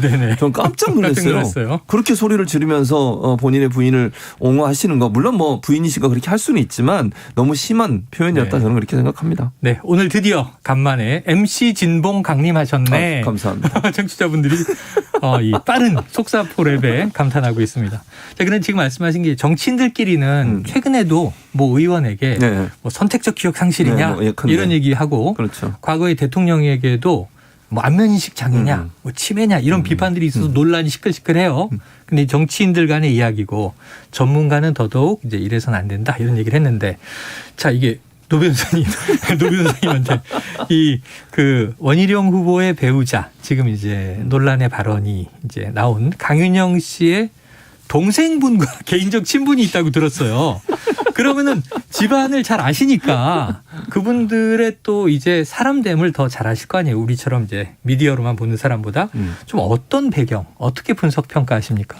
사실 이 강윤영 씨 댁은 제주도 유지예요. 다 제주도에 있는 집안이군요. 네. 아버지가 제주대학교 교수님도 하셨었고 되게 좋으세요. 그리고 집안도 되게 부유하고 딸이 많고 아들이 하나 있었나? 그런데 하여튼간 어쨌든 그 상식적인 분들이었어요. 그리고 예전에 제가 이 강윤영 씨하고 그 딸하고를 한번 봤었을 때는 뭐 아주 괜찮았습니다. 근데 이런 식으로 이제 이번에 본인의 직업적 커리어를 망가뜨릴 위험을 무릅쓰고 저는 이건 사실은 실수로 나온 거란 아니라고 봐요. 제가 판단하기에는 이거는 의도를 가지고 전략적으로 이 부인이 본인의 커리어를 조금 손상시키더라도 남편을 위해서 이렇게 한 것으로 저는 판단을 하는데 강력한 상대 후보를 그러니까 왜냐하면 지금 본인이 사실은 이번 대선에서 뭔가 이렇게 해보려는 생각보다는 이제 그 지지자들을 중심으로 해서 내 편을 좀 끌어들여서 그분들과 함께 다음 대선과 이번 대선에서의 나머지 여러 가지 그 일들을 같이 도모하려는 마음 이제 이런 것들이 좀 섞여 있는 상황이라고 판단하는데 요즘에 원희룡 후보가 사실은 보여주는 행동도 예전에 원희룡 후보가 보여주는 행동과 달랐거든요. 조금 언성도 그렇고 느낌이 달라요. 아니 언성의 문제가 아니라 이제 그동안에 뭐 윤석열 후보나 사실은 그 홍준표 후보나 이런 분들한테 왔다 갔다 하면서 행동한 거 이준석 대표에게 행동 이런 걸 보게 되면요 뭔가 되게 고도의 경선에 나와서 쭉 보여준 모습이 고도의 정치적 전략이 여기는 숨어 있는 거다라고 판단을 해요. 그래서 진짜 사실은 이번에 4명 컷오프 될 때 원래는 떨어질 거라고 생각했던 맞습니다. 분 중에 한 명이거든요. 근데 사실은 4등으로 올라갔잖아요. 그랬죠? 그거는 많이 성공했다고 봐요. 그래서 그런 전략이 계속해서 연결되어서 이번 상황까지 온 것 같다. 근데 참 부인이 희생할 정도면 얼마나 고맙겠어요 남편 입장에서. 그러니까 서로 금슬좀 부부끼리 서로 이렇게 좀 주거니 받거니 하면서 좀 도와주고 그런 게 아닌가 생각이 드는데 어쨌든 그렇다 하더라도 할 수 있는 게 있고 할 수 없는 게 있잖아요. 강민영 씨는 본인이 서울대까지 나오시니 정신과 전문의로서 이건 매우 잘못된 행동이다라고 생각합니다. 네, 자 직업윤리에 위배된 행동을 한 것 같다. 자 그런데 이제 아까 제가 잠깐 지금 노 변호사님은 원희룡 전 지사가 이번 이제 대선 경선에 나오면서 좀 다른 전략을 시도하고 있다 이렇게 분석을 해주셨는데 아까 우리가 들었던 오디오요. 그 부인의 발언이 유튜브에서 나오고 현근택 변호사랑 티격태격하는데 평소보다 훨씬 흥분한 언성이에요. 맞아요. 그러면은 원희룡 후보가 이 격해진 모습 이건 왜 그런 겁니까? 그러니까 뭐 이제 이것도 전략은 아니지 않을까요? 저는 아니라고 보는 노영희 변호사는 전략으로 볼 수도 있을 것 같고요. 그런데 이제 제가 볼 때 원희룡 후보 입장에서는 이제 현근택 변호사가 이 문제에 대해서 법적 조치를 얘기했잖아요. 네네. 그 부분에 약간 이제 감정이 상한 것 같아요. 네네. 그러다 보니 그때부터 언성이 높아지기 시작하거든요. 이재명 후보에게 고발하라고 하세요. 이렇게 네, 뭐 예컨대 그렇죠. 고발하라고 직접 고발하라고 하세요. 소리를 막 지르잖아요. 그런 부분이었던 것 같아요. 제가 볼 때는. 아마 이제 본인의 부인이 했던 말에 대해서 현근택 변호사는 사실 거기서 얘기했던 건 사과하라는 거였어요. 공개적으로 사과하십시오라고 얘기했는데 사과 못하겠다. 그렇게 나오면서 이제 그런 법적 조치를 취할 수밖에 없다. 그랬더니 거기서부터 이제 흥분을 하기 시작하더라고요. 근데 대선 후보가 토론에 나와서 방송 토론에 나와서 이렇게 화를 내는 것은 전혀 도움이 안 돼요. 자기한테. 무슨 도움이 되겠습니까? 물론 지지층을 시원하게 해줄 줄 몰라요. 듣는 지지층 입장에서는 뭐 정말 잘 싸우네 이렇게 보일지 모르지만 일반 국민들 중도층에 있는 분들은 대선 후보가 이렇게 소리를 지르고 막 뭐 이렇게 하는 거 화를 내는 거 이걸 어떻게 좋게 볼 수 있겠습니까? 제가 볼 땐 그건 마이너스라고 저는 보는데 본인의 감정을 추스리지 못하고 억제하지 못했다고 저는 생각해요. 냉정을 찾고 논리적으로 설명을 해야죠. 소리 지르면 토론에 소리 좀 지는 거예요. 결국은 그런 개념으로 본다고 하면 원희룡 그 후보의 그런 태도는 본인한테 전혀 도움이 안 될 거다. 본인이 뭐 지지층을 결집해서 본인이 나중을 도모하려는 목적이라면 모를까? 대선 후보로서 뛰는 데 있어서는 본인한테는 전혀 도움이 안 되는 그리고 도리어 이 문제가 더 확산되고 다른 사람한테 알려질 수 있는 기회가 돼버렸잖아요. 그런 부분에 있어서는 본인한테 마이너스 요소라고 저는 봅니다. 그래요. 현근택 변호사가 목요일에 여기 나오시는데 그때 물어보면 이건 뭐 지나간 뉴스가 돼버려서 너무 늦고요. 현 변호사는 이제 이 빈 의자를 향해서 총을 쐈다. 그러니까 본인은 자리를 떠났잖아요. 방송 중에. 근데 그것도 그걸 되게 억울해하더라고요. 그 설명을 해줘야 돼요. 네네.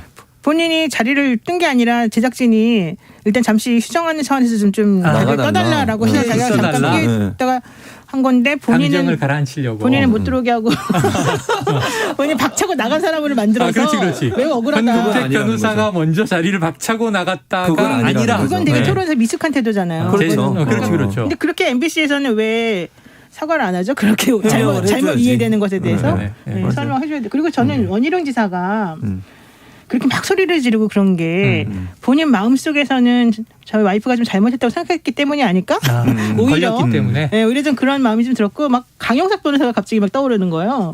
강영석 변호사가 이제 보통 자신의 그 지지자들은 극우적인 사람들을 향해서 항상 그런 식으로 조금 하면서 뭔가 지지세를 모으잖아요. 격앙된 느낌으로. 네, 그러니까 그런 식으로 뭔가 조금 벤치마킹 비슷하게 한 거 아닌가 생각이 들더라고요. 벤치마킹이다. 자, 그런데 지금 말씀하신 게 유튜브 방송에서 이 원희룡 후보가 크게 반발한 대목이라는 것이 이재명 캠프가 나서서 학회 제명감이다라는 예시를 들었다는 건데 그래서 협박이냐 이렇게 얘기를 하는 거예요. 그러니까 부인을 감싸고 싶은 마음은 이해가 되는데 자 이제 팩트가 중요한데 실제로 제명 사례가 있었다는 거죠? 네, 있었어요. 아까 노영희 변호사 잠깐 설명을 했는데, 예, 맞습니다. 그래서 신경정신의학회에서는 직접 진료하지 않은 사람에 대해 정신과적으로 진단을 내리고 공개적으로 의견을 밝히는 것은 의료 윤리 위반이라는 규정에서 경계 대상으로 삼고 있는 상황이고요. 실제로 2018년도에 정신과 전문의가 SNS에 글을 하나 올렸어요. 방송도 아니고 SNS에 진료한 적도 없는 연예인에 대해서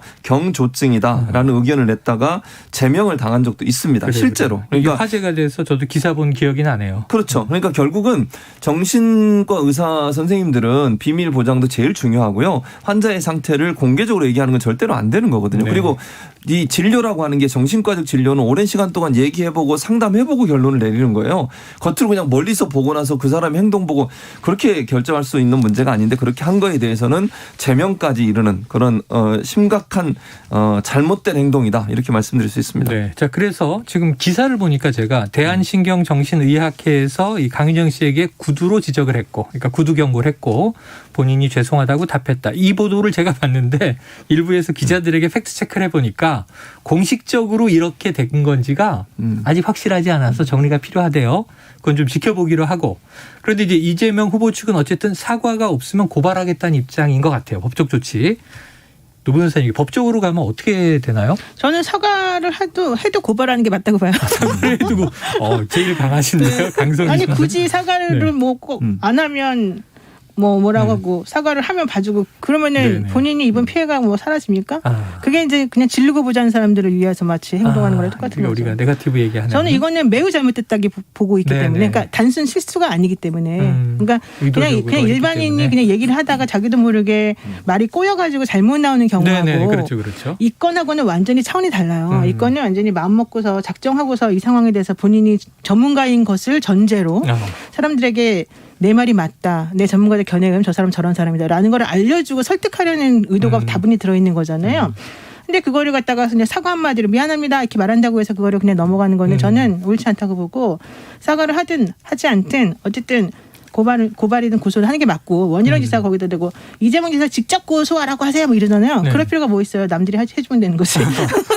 본인이 하면 고소. 네. 제3자가 하면 이재명 고발. 지사가 굳이 고소할 필요 없어요. 현근택 변호사가 해도 돼요. 그래서 현근택 변호사. 그러면은 제가 아까 들었는데 원희룡 이 후보하고 현근택 변호사하고 고향 선후배라면서요. 고등학교 선후배 막 그러잖아요. 맞아요. 또 서울대학교도 같이 나오지 않았나? 어쨌든 간에 여야로 갈려 있습니다만. 네. 근데 하여튼 똑똑한 사람들이 참 이럴 때 보면 똑똑한 사람 비판을. 네, 문제가 되면 이런 건은 제가 보기에는 분명히 이제 그 공직선거법 위반 또 내지는 명예훼손 이런 거 좀 충분히 가능하지 않을까 이런 생각이 듭니다. 네. 자, 또 다른 부인의 이야기로 넘어가 봅니다. 자, 5.18 실언 망언이라고도 얘기를 했어요. 이어서 그러니까 이제 전두환 일부 옹호 발언 논란 이렇게인데, 근데 문제는 이게 오해 그리고 유감 송구 그래서 이제 사과했다 이렇게 됐는데 이게 개사과 사진이라는. 개사과. 네. 개사과 사진 이상하네요. 어쨌든 사과를 개한테 주는 사진. 이 SNS에 등장하면서 이 가족 논란으로 번져 있습니다. 이 윤석열 캠프 후보가 직접 토론해서 이거 실무자의 실수다 이렇게 해명을 했는데 윤 후보가 직접 밝힌 설명에서는 촬영 장소와 부인 김건희 씨가 등장을 합니다. 자, 관련된 이야기를 소리로 듣고 와서 이야기 나눠봅니다. 저희 집 말고 그 집 근처에 있는 사무실에서 찍은 거 같아요. 직원이 올린 겁니까? 반려견을 데리고 간 거는 아마 제 처 같고요. 논란의 개 사과 사진 게시에 부인이 연관돼 있는 것 아니냐는 의혹이 이어지자 제 처는 다른 후보 가족들처럼 그렇게 적극적이지 않기 때문에 그런 오해할 필요는 없다고 저는 생각하고 있습니다. 후원 회장을 부인이 맡고 있는 홍준표 후보를 겨냥한 발언입니다. 가족이 어떤 분들은 후원 회장도 맞는데 원래 이 선거라는 거는 시쳇말로 패밀리 비즈니스라고 하지 않습니까? 지각신이 좀 소환되기 중이라 밖에 못 나오니까 그런 시비를 하는 거 보고 내가 어처구니 없다. 네. 자, 아까 이제 2명의 후보 부인이라고 얘기해서 지금 원희룡 후보 부인은 이야기를 나눴고요. 지금 윤석열 후보 부인 김건희 씨 관련 이야기인데, 아까 이 노 변호사님이 정확하게 3명 아닙니까? 그랬는데 여기 홍준표 후보 부인은 간접적으로 등장을 합니다. 그렇죠. 후원 회장을 맡았다. 홍준표 후보 지각시 뭐 이런 표현을 쓰시는데 자 문제는 이 개 사진, 개 사과 사진 말이에요. 집 근처 사무실이다, 집이다, 뭐 오락가락 해명, 뭐 또는 심지어는 그 강아지의 동공을 확대해 보니 윤석열 후보가 앉아 있는 것 같다. 여러 가지 의혹이 제기됐는데 이 집 내부 사진을 윤캠프에서 공개를 했어요. 반려견 사과 사진 속에 바닥 소재와 다르지 않느냐. 그래서 집 근처 사무실이 맞다. 이렇게 정리를 했는데 어쨌든 논란의 중심은 장소가 아니고 이 김건희 씨 관여 여부가 초점인 것 같아요. 혹시 노 변호사님 어떻게 보세요? 이 사안. 아니, 그러니까 뭐 집에서 찍었건 안 찍었건 윤석열 총장 말에 의하면 개를 부인이 오밤중에 데리고 나갔다는 거잖아요. 네, 자정 무렵 올라왔으니까. 네, 자, 그러면 일단 누군가가 데리고 나오라고 하니까 데리고 나갔겠죠. 네네. 강아지를 데리고. 자, 그럼 물어보겠죠. 저 일반인이라면 오밤중에 왜 나한테 이 개를 데리고 나오라고 하느냐. 그럼 개 사진 찍어서 올리려고요. 자, 그래? 개 사진을 왜 갑자기 집에서 안 찍고 멀리서 찍어? 아, 이렇게 해서 인도사과 먹여보고 안 먹으면 어떻게 하려고요. 네. 예를 들면 이제 이런 식으로 말을 했을 거란 말이에요. 그러면 야, 그게 그렇게 꼭 중요한 상황이야. 이 오밤중에 그걸 꼭 해야 돼? 그 자정해야 돼. 예. 두 번째, 그 혹시 좀 오해받지 않을까? 왜냐면 우리가 지금 옛다 사과 먹어라 이것 때문에 지금 문제가 있는데 정상적인 사람이라면 이래요. 저는 제 생각에. 돌아가는 상황을 네, 만약에 저한테 그렇게 말을 했다면 제가 이랬을 것 같아요. 야, 사과는 안 그래도 그 5.18 발언 때문에 그 전두환 발언 때문에 여러 가지로 힘든 상황인데 우리가 이 시간에 이 시점에 굳이 이런 거를 찍어야 되겠니? 나중에 올리자. 뭐 라고 물어보고 이걸 찍으면 당연히 문제가 생기지라고 판단하게 해야 된다. 근데 윤석열 후보 측에서는 그 사과 먹는 그게 문제가 될 줄 몰랐다 그러잖아요. 전 그게 더 화가 나더라고요. 네네네. 그게 왜 문제가 될 줄 모르죠? 그게 이 개에게나 사과를 준다라고 해석될지 몰랐다. 그러니까 이렇게 얘기를 어떻게 했어요. 그거를 모르죠? 그리고 더 재밌는 건 개가 정말 사과를 먹나요? 저는 한 번도 개한테 사과를 먹여본 적은 없는데 개가 약간 시큼시큼한 거 싫어하지 않아요? 근데 일부러 그거는 그래서 제가 상식적으로 예를 들면 개한테 고기를 던져주고 먹어라 그러면 제가 이해를 하겠어요. 그건 일부러 원래 먹는 거니까. 근데 인도 사과, 그것도 맛없게 생긴 인도 사과를 갖다 주면서 먹어라 그러면 걔가 좋아가지고 먹겠냐고요. 근데 당연히 안 먹을 거라고 저는 생각하는데 굳이 그런 거를 갖다가 넣은 거는 사과라고 하는 것을 일부러 외계를 해가지고 뭔가 자신의 메시지를 전달하고 싶었던 거잖아요. 그 오밤중에. 그리고 그 전에도 사실은 사과를 하고 싶어 하지 않았잖아요. 네. 근데 돌사진 때문에 그렇게 곤욕을 치렀잖아요. 그렇죠. 그런데 그 밤중에 했다? 그러면 개를 데리고 나간 그 사모님은 정말 아무런 문제가 없을까요? 집에서 안 찍었다고 해서? 네. 저는 그건 아니라고 봐요. 네. 그리고 다음에 또 윤석열 후보가 또 얘기한 게 있죠. 이쪽 당 사람들은 뭐 우리가 뭘 해도 뭐라 한다 이렇게 얘기했잖아요. 네네네. 그러니까 모든 것에 대해서는 사실 그분은 전혀 이해를 못 하고 있는 것 같아요. 이 상황 자체를 왜 이렇게 난리를 치는지를. 왜 비판을 받는지. 네, 이해가 안 가요. 자, 윤석열 후보가 직접 본인의 부인 김건희 씨를 가리켜서 자, 그렇게 적극적이지 않다 이렇게 반박을 한 것이 홍준표 경선 후보의 부인은 후원회장을 맡았다. 그러면서 저쪽 부인은 후원회장까지 맡는데 우리 아내는 그렇게 적극적인 사람 아닙니다. 나설 사람 아닙니다. 라고 옹호를 하면서 패밀리 비즈니스 얘기가 나왔어요. 혹시 가족 논란 어떻게 지금 진단하고 계십니까? 두 가지 점에서 지금 말씀하신 거는 첫 번째는 이게 본인 부인은 적극적으로 나서는 사람 아닙니다. 근데 왜 그 밤중에 개를 데리고 나갔죠? 왜 사진을 찍었죠? 이제 그 윤 후보 해명으로는 토론회에서 자, SNS를 담당하는 직원이 불러냈다. 그 집은 아니고 근처 사무실로 갔다. 그러면 이제 노영희 변호사 말이 저는 다시 소환이 될 수밖에 없어요. 그 밤중에 후보자 부인을 12시에 올렸으니까 물론 몇 시에 나왔는지 정확히 모르겠어요. 어쨌든 밤이잖아요. 밤에 그렇게 급하게 불러낼 만한 사진이냐고요. 그게. 그 개에게 사과를 건네고 그걸 사진 찍는 사진이 그렇게 급하게 올려야 되는 내용이냐 하는 부분은 우리가 고민들 그게 꼭 올려야 됩니까? 만약에 직원이면 사모님 지금 저 반려견 토리하고요. 인도사과 하나 들고 나와주세요. 그게 말이 되냐고요. 이게 정말 급박한 사진이고 뭔가 총각을 다투는 내용이라면 그게 이해가 돼요. 그런데 그 사진을 찍기 위해서 밤에 후보 부인을 불러내고 토리를 불러낸다는 것 자체가 저는 상식적으로 이해가 안 돼요. 그리고 어쨌든 그러면 김건희 씨 입장에서는 나중에 찍자고 하든지 그게 왜 필요하냐고 물어봐야 되는데 그러지 않고 나왔다는 것도 이해가 안 되고 또 하나는 사과를 주려면 정말 아까 노영희 변호사 말씀처럼 뭐 이렇게 반려견 그걸 싫어할 수도 있고 주더라도 그걸 잘라줘야지 통째로 줍니까 먹으라고 걔한테. 어떻게 먹어요, 그거를? 그게 말이 안 되잖아요. 그러니까 논리적으로 말이 안 되는 게 너무 많아요. 풀이 상식적으로. 되게 작지 않아요? 그리고 아기가 입이? 그러니까 어쨌든 아니 그걸 다 인도 떠나서. 사과가 한 입에 안 들어가죠. 그러니까 당연히 안 들어갈 어쨌든 거잖아요. 정말 거고요. 그 발견안 주려고 하면 조그맣게 잘게. 잘라서 먹기에 좋게 줘야 돼요. 일반적으로 보면 그걸 통째로 주면서 먹으라고 안 하잖아요. 일반적으로. 그냥 그 개는 일반적으로는 그렇게 동그란 걸 보면 굴리고 갖고 놀겠죠. 어쨌든 네. 그래서 고양이 아닌가요? 그래서 어쨌든 돼요. 막 물거나. 어쨌든 김건희 씨가 그 일에 연관돼 있는 것 자체는 본인도 인정을 했어요. 네네. 적극적이지 않다고 하더라도 혹시나 이제 국민들이 의심하는 거는 김건희 씨가 혹시나 사과하는 게 너무 언짢고 마음에 안 들어서 네네. 그런 표현을 하려고 한 거 아니냐는 의심을 하는 거예요. 김건희 씨의 의지로. 그렇죠. 근데 그거는 모르죠. 물론 네, 사실관계는 사실관계는 몰라요. 그러나 어쨌든 그런 사진을 그 밤에 찍은 것도 이해가 안 되고 그 찍은 것도 걔가 좋아해서 먹을까봐 줬다고 하는 것도 상식적으로 이해가 안 되는 영역이기 때문에 사람들이 의심을 품을 수밖에 없다는 것이고 대선이 패밀리 비즈니스입니까? 저는 이게 반문하고 싶어요. 윤석열 후보 그렇게 얘기했잖아요. 패밀리 비즈니스라고. 대선 나가는 게 패밀리 비즈니스라고요. 우리말로 하면 이제 가족 사업 이렇게 되겠죠. 이게 말이 됩니까? 그럼 가족 사업을 해서 대선에서 뭘 얻겠다는 겁니까? 비즈니스 하면 뭔가 이익을 얻어야 되는 거잖아요.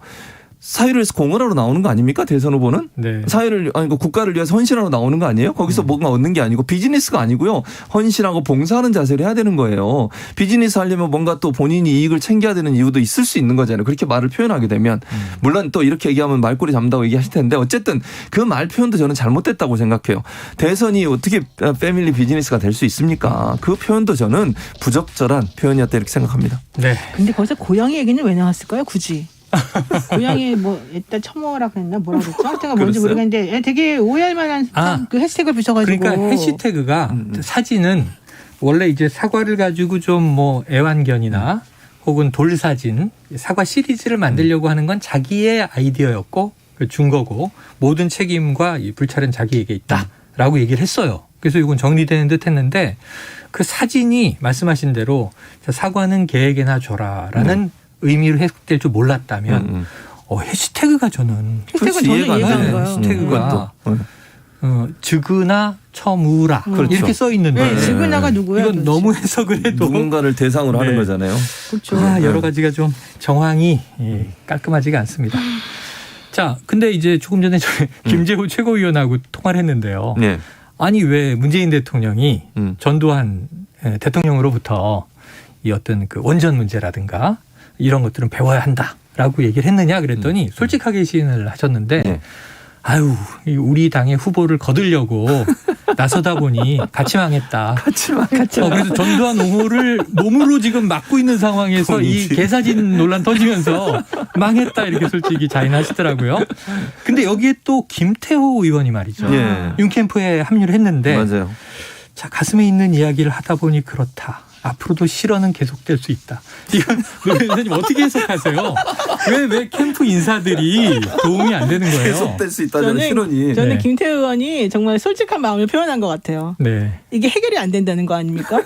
앞으로도 계속? 본인이 통제할 수 없고. To be continued. 통제할 수 없다. 네, 후보가 누구 말을 안 듣는다. 그리고 이렇게 일반적으로 받아들이는 그런 정치 문법이나 국민들이 생각하는 것에 대해서 이렇게 좀 조금만 생각해 보면 앞으로 이런 일을 안 할 거라고 우리가 예상할 수 있고 그러니까 고치십시오 국민들에게 해도 자기 고집대로 간다. 약속할 수 있지만 나 그 약속을 못 하겠다는 거예요. 본인이 약속해놨지만 결과적으로 나중에는 또 문제가 생길 가능성이 매우 높다고 본다는 거잖아요. 그러니까 김태우 의원은 사실 여기 합류한 지 얼마 안 됐는데 내가 그냥 솔직히 말한 거라고 저는 봐요. 솔직히 말한 것이다. 그러니까 인터뷰에 나와서 다시는 실언이 없을 것입니다. 뭐 이렇게 단언할 수가 없다 이거죠. 그렇죠. 그럼 앞으로 계속 그렇게 할 거라는 거잖아요. 이게 도와주는 건지 이게 잘 모르겠습니다. 자, 앞으로 좀 지켜봐야 될 것 같고 오늘은 이제 충청권 또 TV 토론이 있습니다. 앞으로 이제 4차례 토론 남아 있는데 지금 11월 5일 날 본선 주자가 결정되니까 오늘 25일 딱 열흘 남짓 남았어요. 앞으로 이제 4번의 토론 지켜보면서 또 다음 주에도 아마 이제 야당 상황 분석하게 되지 않을까. 윤석열 후보의 또 새로운 말이 안 나왔으면 좋겠습니다. 지켜보도록 하죠. 오늘 두 분 고맙습니다. 네, 감사합니다. 지금까지 노영희 변호사, 최진봉 성공회대 신문방송학과 교수와 주간 이슈 먼데이 함께했습니다.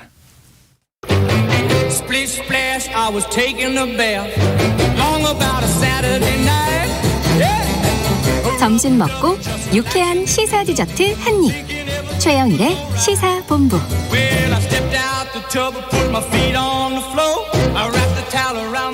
네, 자, 시사본부 매일 이 시간 청취자 여러분께 드리는 깜짝 간식 선물이 있습니다.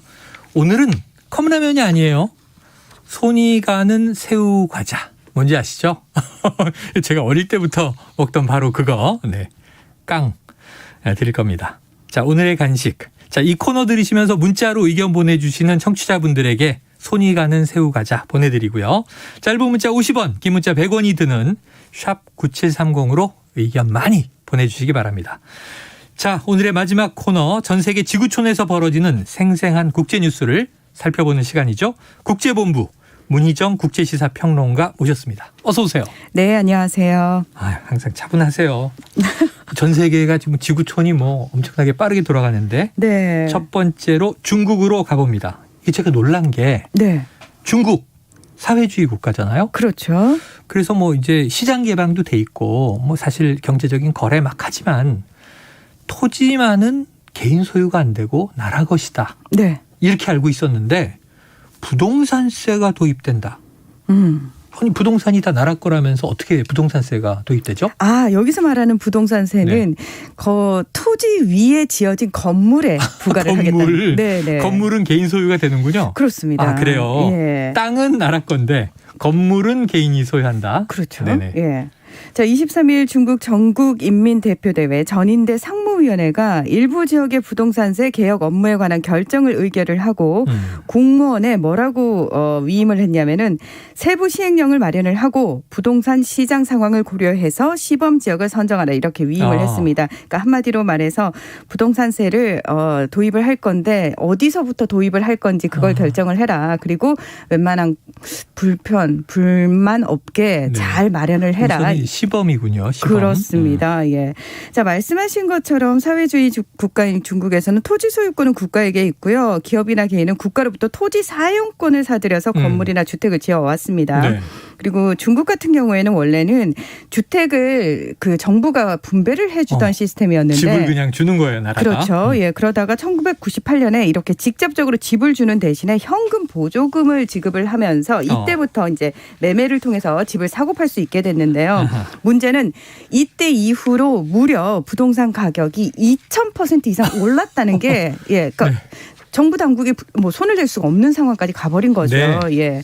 자, 일부 주택 거래세만 있었는데 종합부동산세나 재산세 개념의 세금이 없었거든요. 그런데 이번에 시진핑 중국 국가주석이 공동 부유를 계속해서 강조를 하고 있지 않습니까? 그래서 맞아요. 이 주택 보유자들에게 세금을 물림으로써 서민들의 상대적 박탈감을 해소를 하겠다 이렇게 의지를 밝힌 겁니다. 네, 자 토지는 국가 소유인데 집은 뭐 개인들이 알아서 짓고 사고 팔고 했었다. 그럼 이제 우리로 치면 양도세라는 게 있고 이제 소득세, 종합소득세. 그럼 주택을 거래하는 개념, 거래세 개념인데 다른 세금이 아니라 이렇게 부동산세가 신설되는 좀 특별한 이유가 있겠습니까? 네, 이 사실 시진핑 주석이 지난 8월에 법에 따라서 합법적인 수입을 보호함과 동시에 양극화를 방지하고 분배 불공정을 근절해야 한다 이러면서 부유층에 대한 증세를 강조를 했는데요. 그러니까 그 주택에 대해서 사실 세금 자체가 없다 보니까 기존에는 아무리 집을 많이 가지고 있어도 아무리 부동산을 많이 가지고 있어도 세금을 많이 내질 않았거든요. 그러다 보니까 상대적으로 양극화가 더 심각해진 겁니다. 그래서 다주택 보유자가 소수 많아지고 그렇습니다. 대다수는 또 일반 서민들은 집이 가질 수가 없을 정도로 가격이 또 올라버리고요. 우리도 늘 그 문제로 고충이 있으니까 뭐 어떤 상황인지 이해는 돼요. 양극화. 그래서 먼저 중국 정부가 2011년에 사실 상하이와 충칭 이 두 도시에서 방산세라는 이름으로 일부 도입을 해봤어요. 그랬더니 예외 규정도 많고 여기를 이제 빠져나가는 사람들이 또 많다 보니까 제대로 시행이 안 됐거든요. 그래서 이번에 공동 부유라는 국정 기조를 앞세워가지고 대대적으로 이번 기회에 부동산 시장의 거품 그리고 부유층들의 부동산 자산 비중을 줄이겠다 이런 정책을 내놓은 겁니다. 네, 자 글쎄요. 이게 우리나라도 부동산 가격 폭등을 잡으려고 이 세 가지 기조가 하나는 이제 세금, 조세 그리고 하나는 이제 금융 정책, 대출을 옥죄는 바람에 지금 고충이 많죠. 또 하나는 이제 공급 정책 이 세 가지인데. 근데 항상 문제는 뭐냐면은 한 사람이 너무 많은 걸 가지고 있을 때 사실 문제잖아요. 네, 그렇죠. 그 부분을 잡기 위해서는 지금 중국에서는 세금이라는 정책을 가지고 들어온 거죠.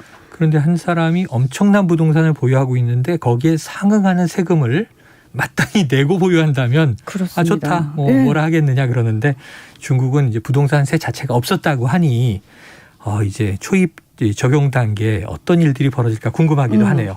자, 문제는 이 도입 취지와는 별개로 벌써부터 반발이 상당하다고 하는데 네. 이 새로운 조세, 그러니까 증세에 대한 저항은 항상 어느 나라나 어떤 체제나 있거든요. 근데 저항하는 세력이 네. 사실은 기존의 부동산을 어떤 의미에서는 독점하고 있던 세력들을 제대로 볼 수 있는 계기가 되기도 하거든요. 아하, 네. 그렇죠? 예. 그렇죠.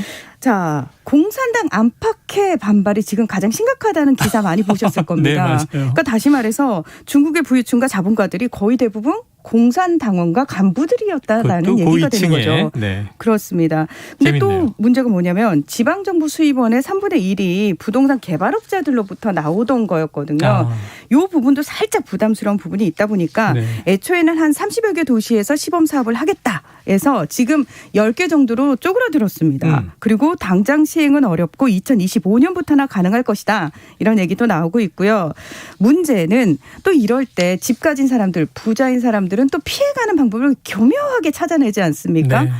주택 소유주들이 이게 월세를 올린다든지 또는 세입자들에게 전가시킬 것이다. 이런 우려가 벌써부터 나오고 있습니다. 이게 뭐 어느 나라는 비슷하네요. 예. 공산주의, 사회주의 체제건 자본주의 체제건 참 비슷하다. 사람 사는 것 특히 집 가지고는 왜 이렇게 닮았을까 하는 생각이 드네요. 우리라도 좀 네. 좋은 정책으로 앞으로 더 선진적으로 바뀌어나가길 바라보고요.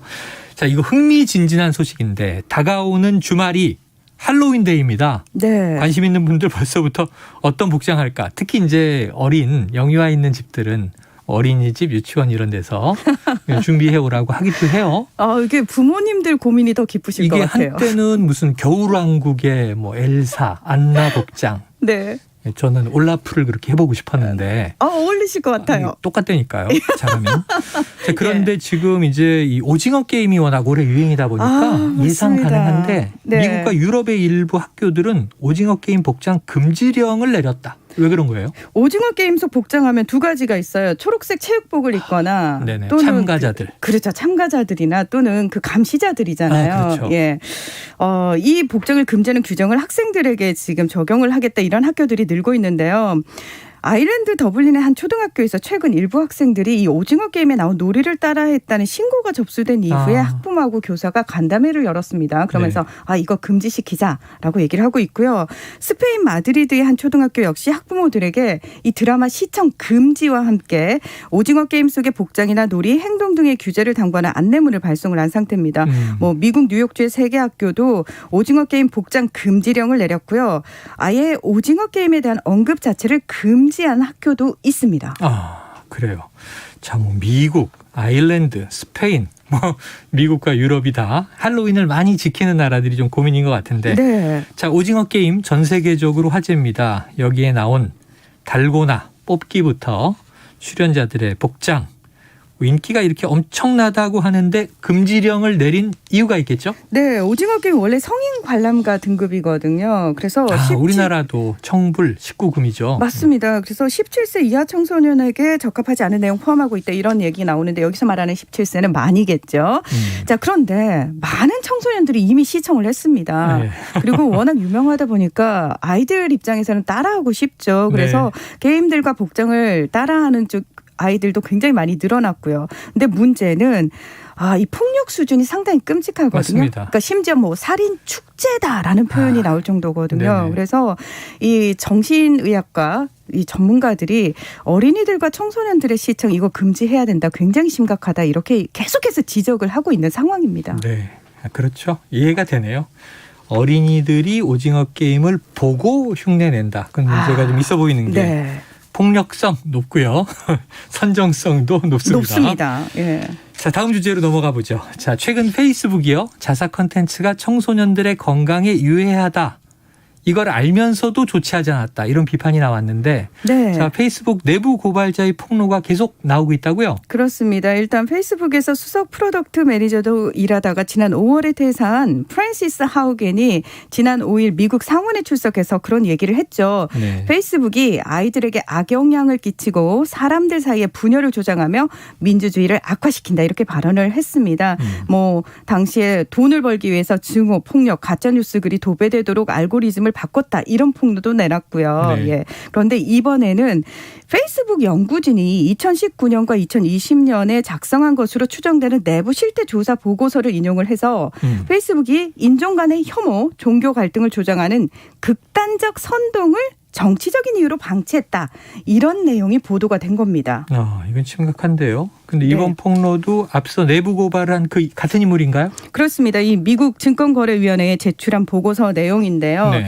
자, 페이스북이 2019년 2월에 페이스북 최대 사용 국가 중 하나인 인도의 서부 자이푸르에 거주하는 21살 여성 명의의 가짜 계정을 만들어서 3주 동안 실험을 했다고 하는데 여기서 반이슬람, 반파키스탄 등 증오와 가짜 뉴스가 넘쳐났고 심지어 유혈 사태를 정당화하거나 부추기는 내용도 굉장히 많이 나왔다고 합니다. 네. 그러니까 이런 게시물들이 퍼지는데 페이스북이 큰 역할을 하고 있음이 명백한데도 페이스북 자체적으로 어떤 조치도 취하지 않았다는 것도 밝혀졌는데요. 그러니까 인도의 그 수많은 사용자들 그리고 인도 정부 당국의 눈치를 본 데 급급해서 유해 계정의 삭제와 활동 중단에 상당히 소극적이었다라는 겁니다. 네. 자, 이에 대해서 페이스북은 언어가 너무 많아서 이거 다 감시 못했다. 우리 네. 개선하고 있다라고 얘기를 하고 있는데 실제로 페이스북의 글로벌 예산이 87%가 미국에 배정이 돼 있대요. 네. 그래서 현실적으로 이걸 다 감시하는 게 쉽지 않다. 이런 지적도 나오고 있습니다. 그럼 보완해야죠. 보완해야 그러니까요. 될 거라고 봅니다. 어쨌든 기업 윤리는 잘 지켜지길 바랍니다. 터키에서 10개국 대사 추방 소식도 있는데 이건 다음에 한번 짚어보도록 하죠. 오늘 네. 이야기 고맙습니다. 네, 고맙습니다. 예, 지금까지 문희정 국제시사평론가와 국제본부 함께했습니다. 최영일의 시사본부 오늘 준비한 내용 여기까지고요. 손이 가는 새우과자 당첨되신 분 휴대폰 뒷번호가요. 1794-0290-3808-0419-4042-6156번입니다. 자, 맛있게 드시길 바라고요.